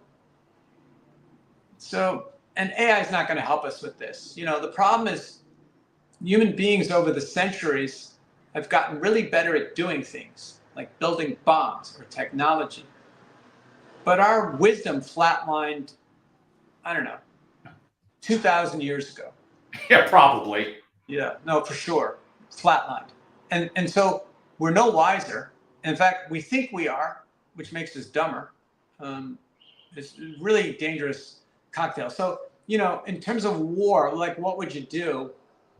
At that point, so many things break down. At that point, it's just keep your loved ones alive. It's a whole nother ball game. Yeah, that takes context. Do you mean Civil War, hot war, Cold War, nuclear? So again, that's context is really needed in terms of answering the question. And the reality is we don't really know. I guess my last question, which by the way, in 1.5 more minutes, will put us at 3 hours, my longest podcast ever. And it would be, oh my gosh. Would be an honor for me, Adam, if you could state, damn, Angelo, 3 hours and 2 minutes. That's the longest podcast I've ever done. I want to beat Tim's long podcast. Well, but I was with Shane Parrish, and we were, I think, 4.5 hours. Okay, I'm number 2. How about Well, wait, he had split it into 2. Oh, okay. I'm just going to wait, Angelo, we could easily go for another few hours. I mean, if that's, I know, but I'm hungry. Yeah. But I do have, speaking of being hungry, kind of an important last question, because it also made my title. So I have to ask it. Will GLP-1 become a winner takes most market? Will Lilly and Novo continue to quote unquote dominate? Or can companies like Viking, VKTX, disrupt them? So there's been a lot of, I mentioned, I don't know, about 15, 20 minutes ago, that last question about AI and pharma. So peptides are very, very interesting. Love them. Yep, indeed. They're really amazing. For those of you who don't know, there's lots of, so peptides are basically cocktail amino acid chains that for example, they have peptides that'll help you grow hair or lose weight. I need the one about growing hair. Come on, Adam, where's that one? Am I allowed to get it in the US? So there is one. But anyway, so let me finish. That alone was worth the 3 hours to me. Wait, I want to get the point out. So the peptides, they're peptides that'll help you relax, go to sleep, gain weight, lose weight, gain muscle. And they're targeted for very specific purposes. So they have peptides, for example, that help heal muscle tissue damage. Called the Wolverine peptide, BP1557. And now there's also beta. Is it beta alpha, and there's beta thymosin, one of those two, is also like that. And so muscle damage, you'd think, oh, well, that's for Wolverine to build muscle and pump up. But there are other kinds of muscles, like your heart muscle, that these peptides might be able to help. I'm not giving medical advice, but I was just going to say that. I would look into peptides. I think it's really, and they're it's just amino acids. They're proteins. Of course, they're remarkably effective, and I can see that they're going to be outlawed because you can't get a patent on them. You nailed it, Adam. Yeah, there are some things we have to go outside the U.S. Yeah, I could see. Right, that's what would happen. Right, we'd go.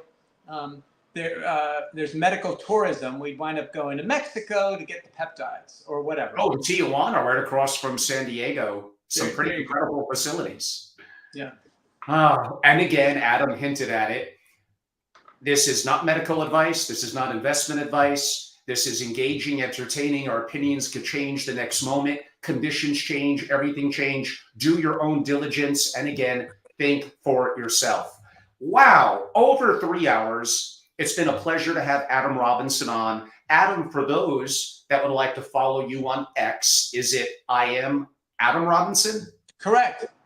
I got it right. I didn't say I am Robinson. So I am Adam Robinson. And for those, and I hope my people don't bombard you, who knows, for those that are legitimately a family office, because honestly, Adam charges not insignificant retainer fees. You're potentially available as a private advisor or a consultant. Would you prefer they potentially reach out to me to make an intro? Should they DM you on X? Is there another way to connect with you? Sure, reach out maybe through you. Okay. And again, please have it be a serious inquiry. Adam is very, very busy. He gives away a lot of free stuff on his platforms, including X. He's active on the podcast network. And as you could tell from my 3 hours today, he's very open. Rather honestly, including for me, you're getting a lot of really, really, really good free stuff. On that note, Adam, and I know you really want to run, but I do have to give a. I don't want to run. Okay. I'm just getting started. I gotta have my greens and grass-fed beef, and I do have a sweet tooth, a little bit of apple pie, if you all don't mind. So that is coming up. First of all, thank you all for our live participants. Thank you all that would watch or listen to this in the future, even a time capsule 10 years from now. Of course, thank you to Adam Robinson. It's always great to have him back. He's always generous with his time and puts up with my crazy, and sometimes you could argue it's debatable, little shitty questions. But nonetheless, I enjoy asking them because I want to learn. I'm inherently, quote unquote, curious. I also want to know why my chess game has regressed since I was in my early 20s, but we're going to save that question on effectively brain power brain atrophy and all that for a future visit from quote unquote Adam Robinson. I try to mix a, I try to mix, I'm sorry, Adam, please. I wanted to throw out a joke. Okay. Since you kept talking about questions. Okay. Mhm. So, guy's got a big legal problem, goes to a fancy lawyer and says, what are your rates? The guy says, $500 for 3 questions. He goes, well, that's very expensive, isn't it? And the lawyer says, yes, it is. What is your 3rd question? I'm going to have to start to use that one in my consulting practice. So, we'll see how well that's going to fly.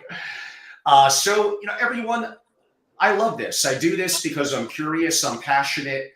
I don't have a monetizable, in the true sense of the word, podcast. I don't have enough followers. I think my stuff is pretty good, but I need some of the world to kind of quote unquote catch on. So I do this because I love it. I do this because I learn. I'm going to listen to this. I'm going to walk away with 1, 2, or 10 different things. I put it in my notes. I utilize it in my consulting with families and the work that I do, and in implementing some of my quote unquote own strategies. But even then, I make my own decisions and I think for myself. So I think that's very, very important. Again, I love what I've done in the past. Family Office Association was great. Been there, done that, sold that. It's over. I hope they do incredible.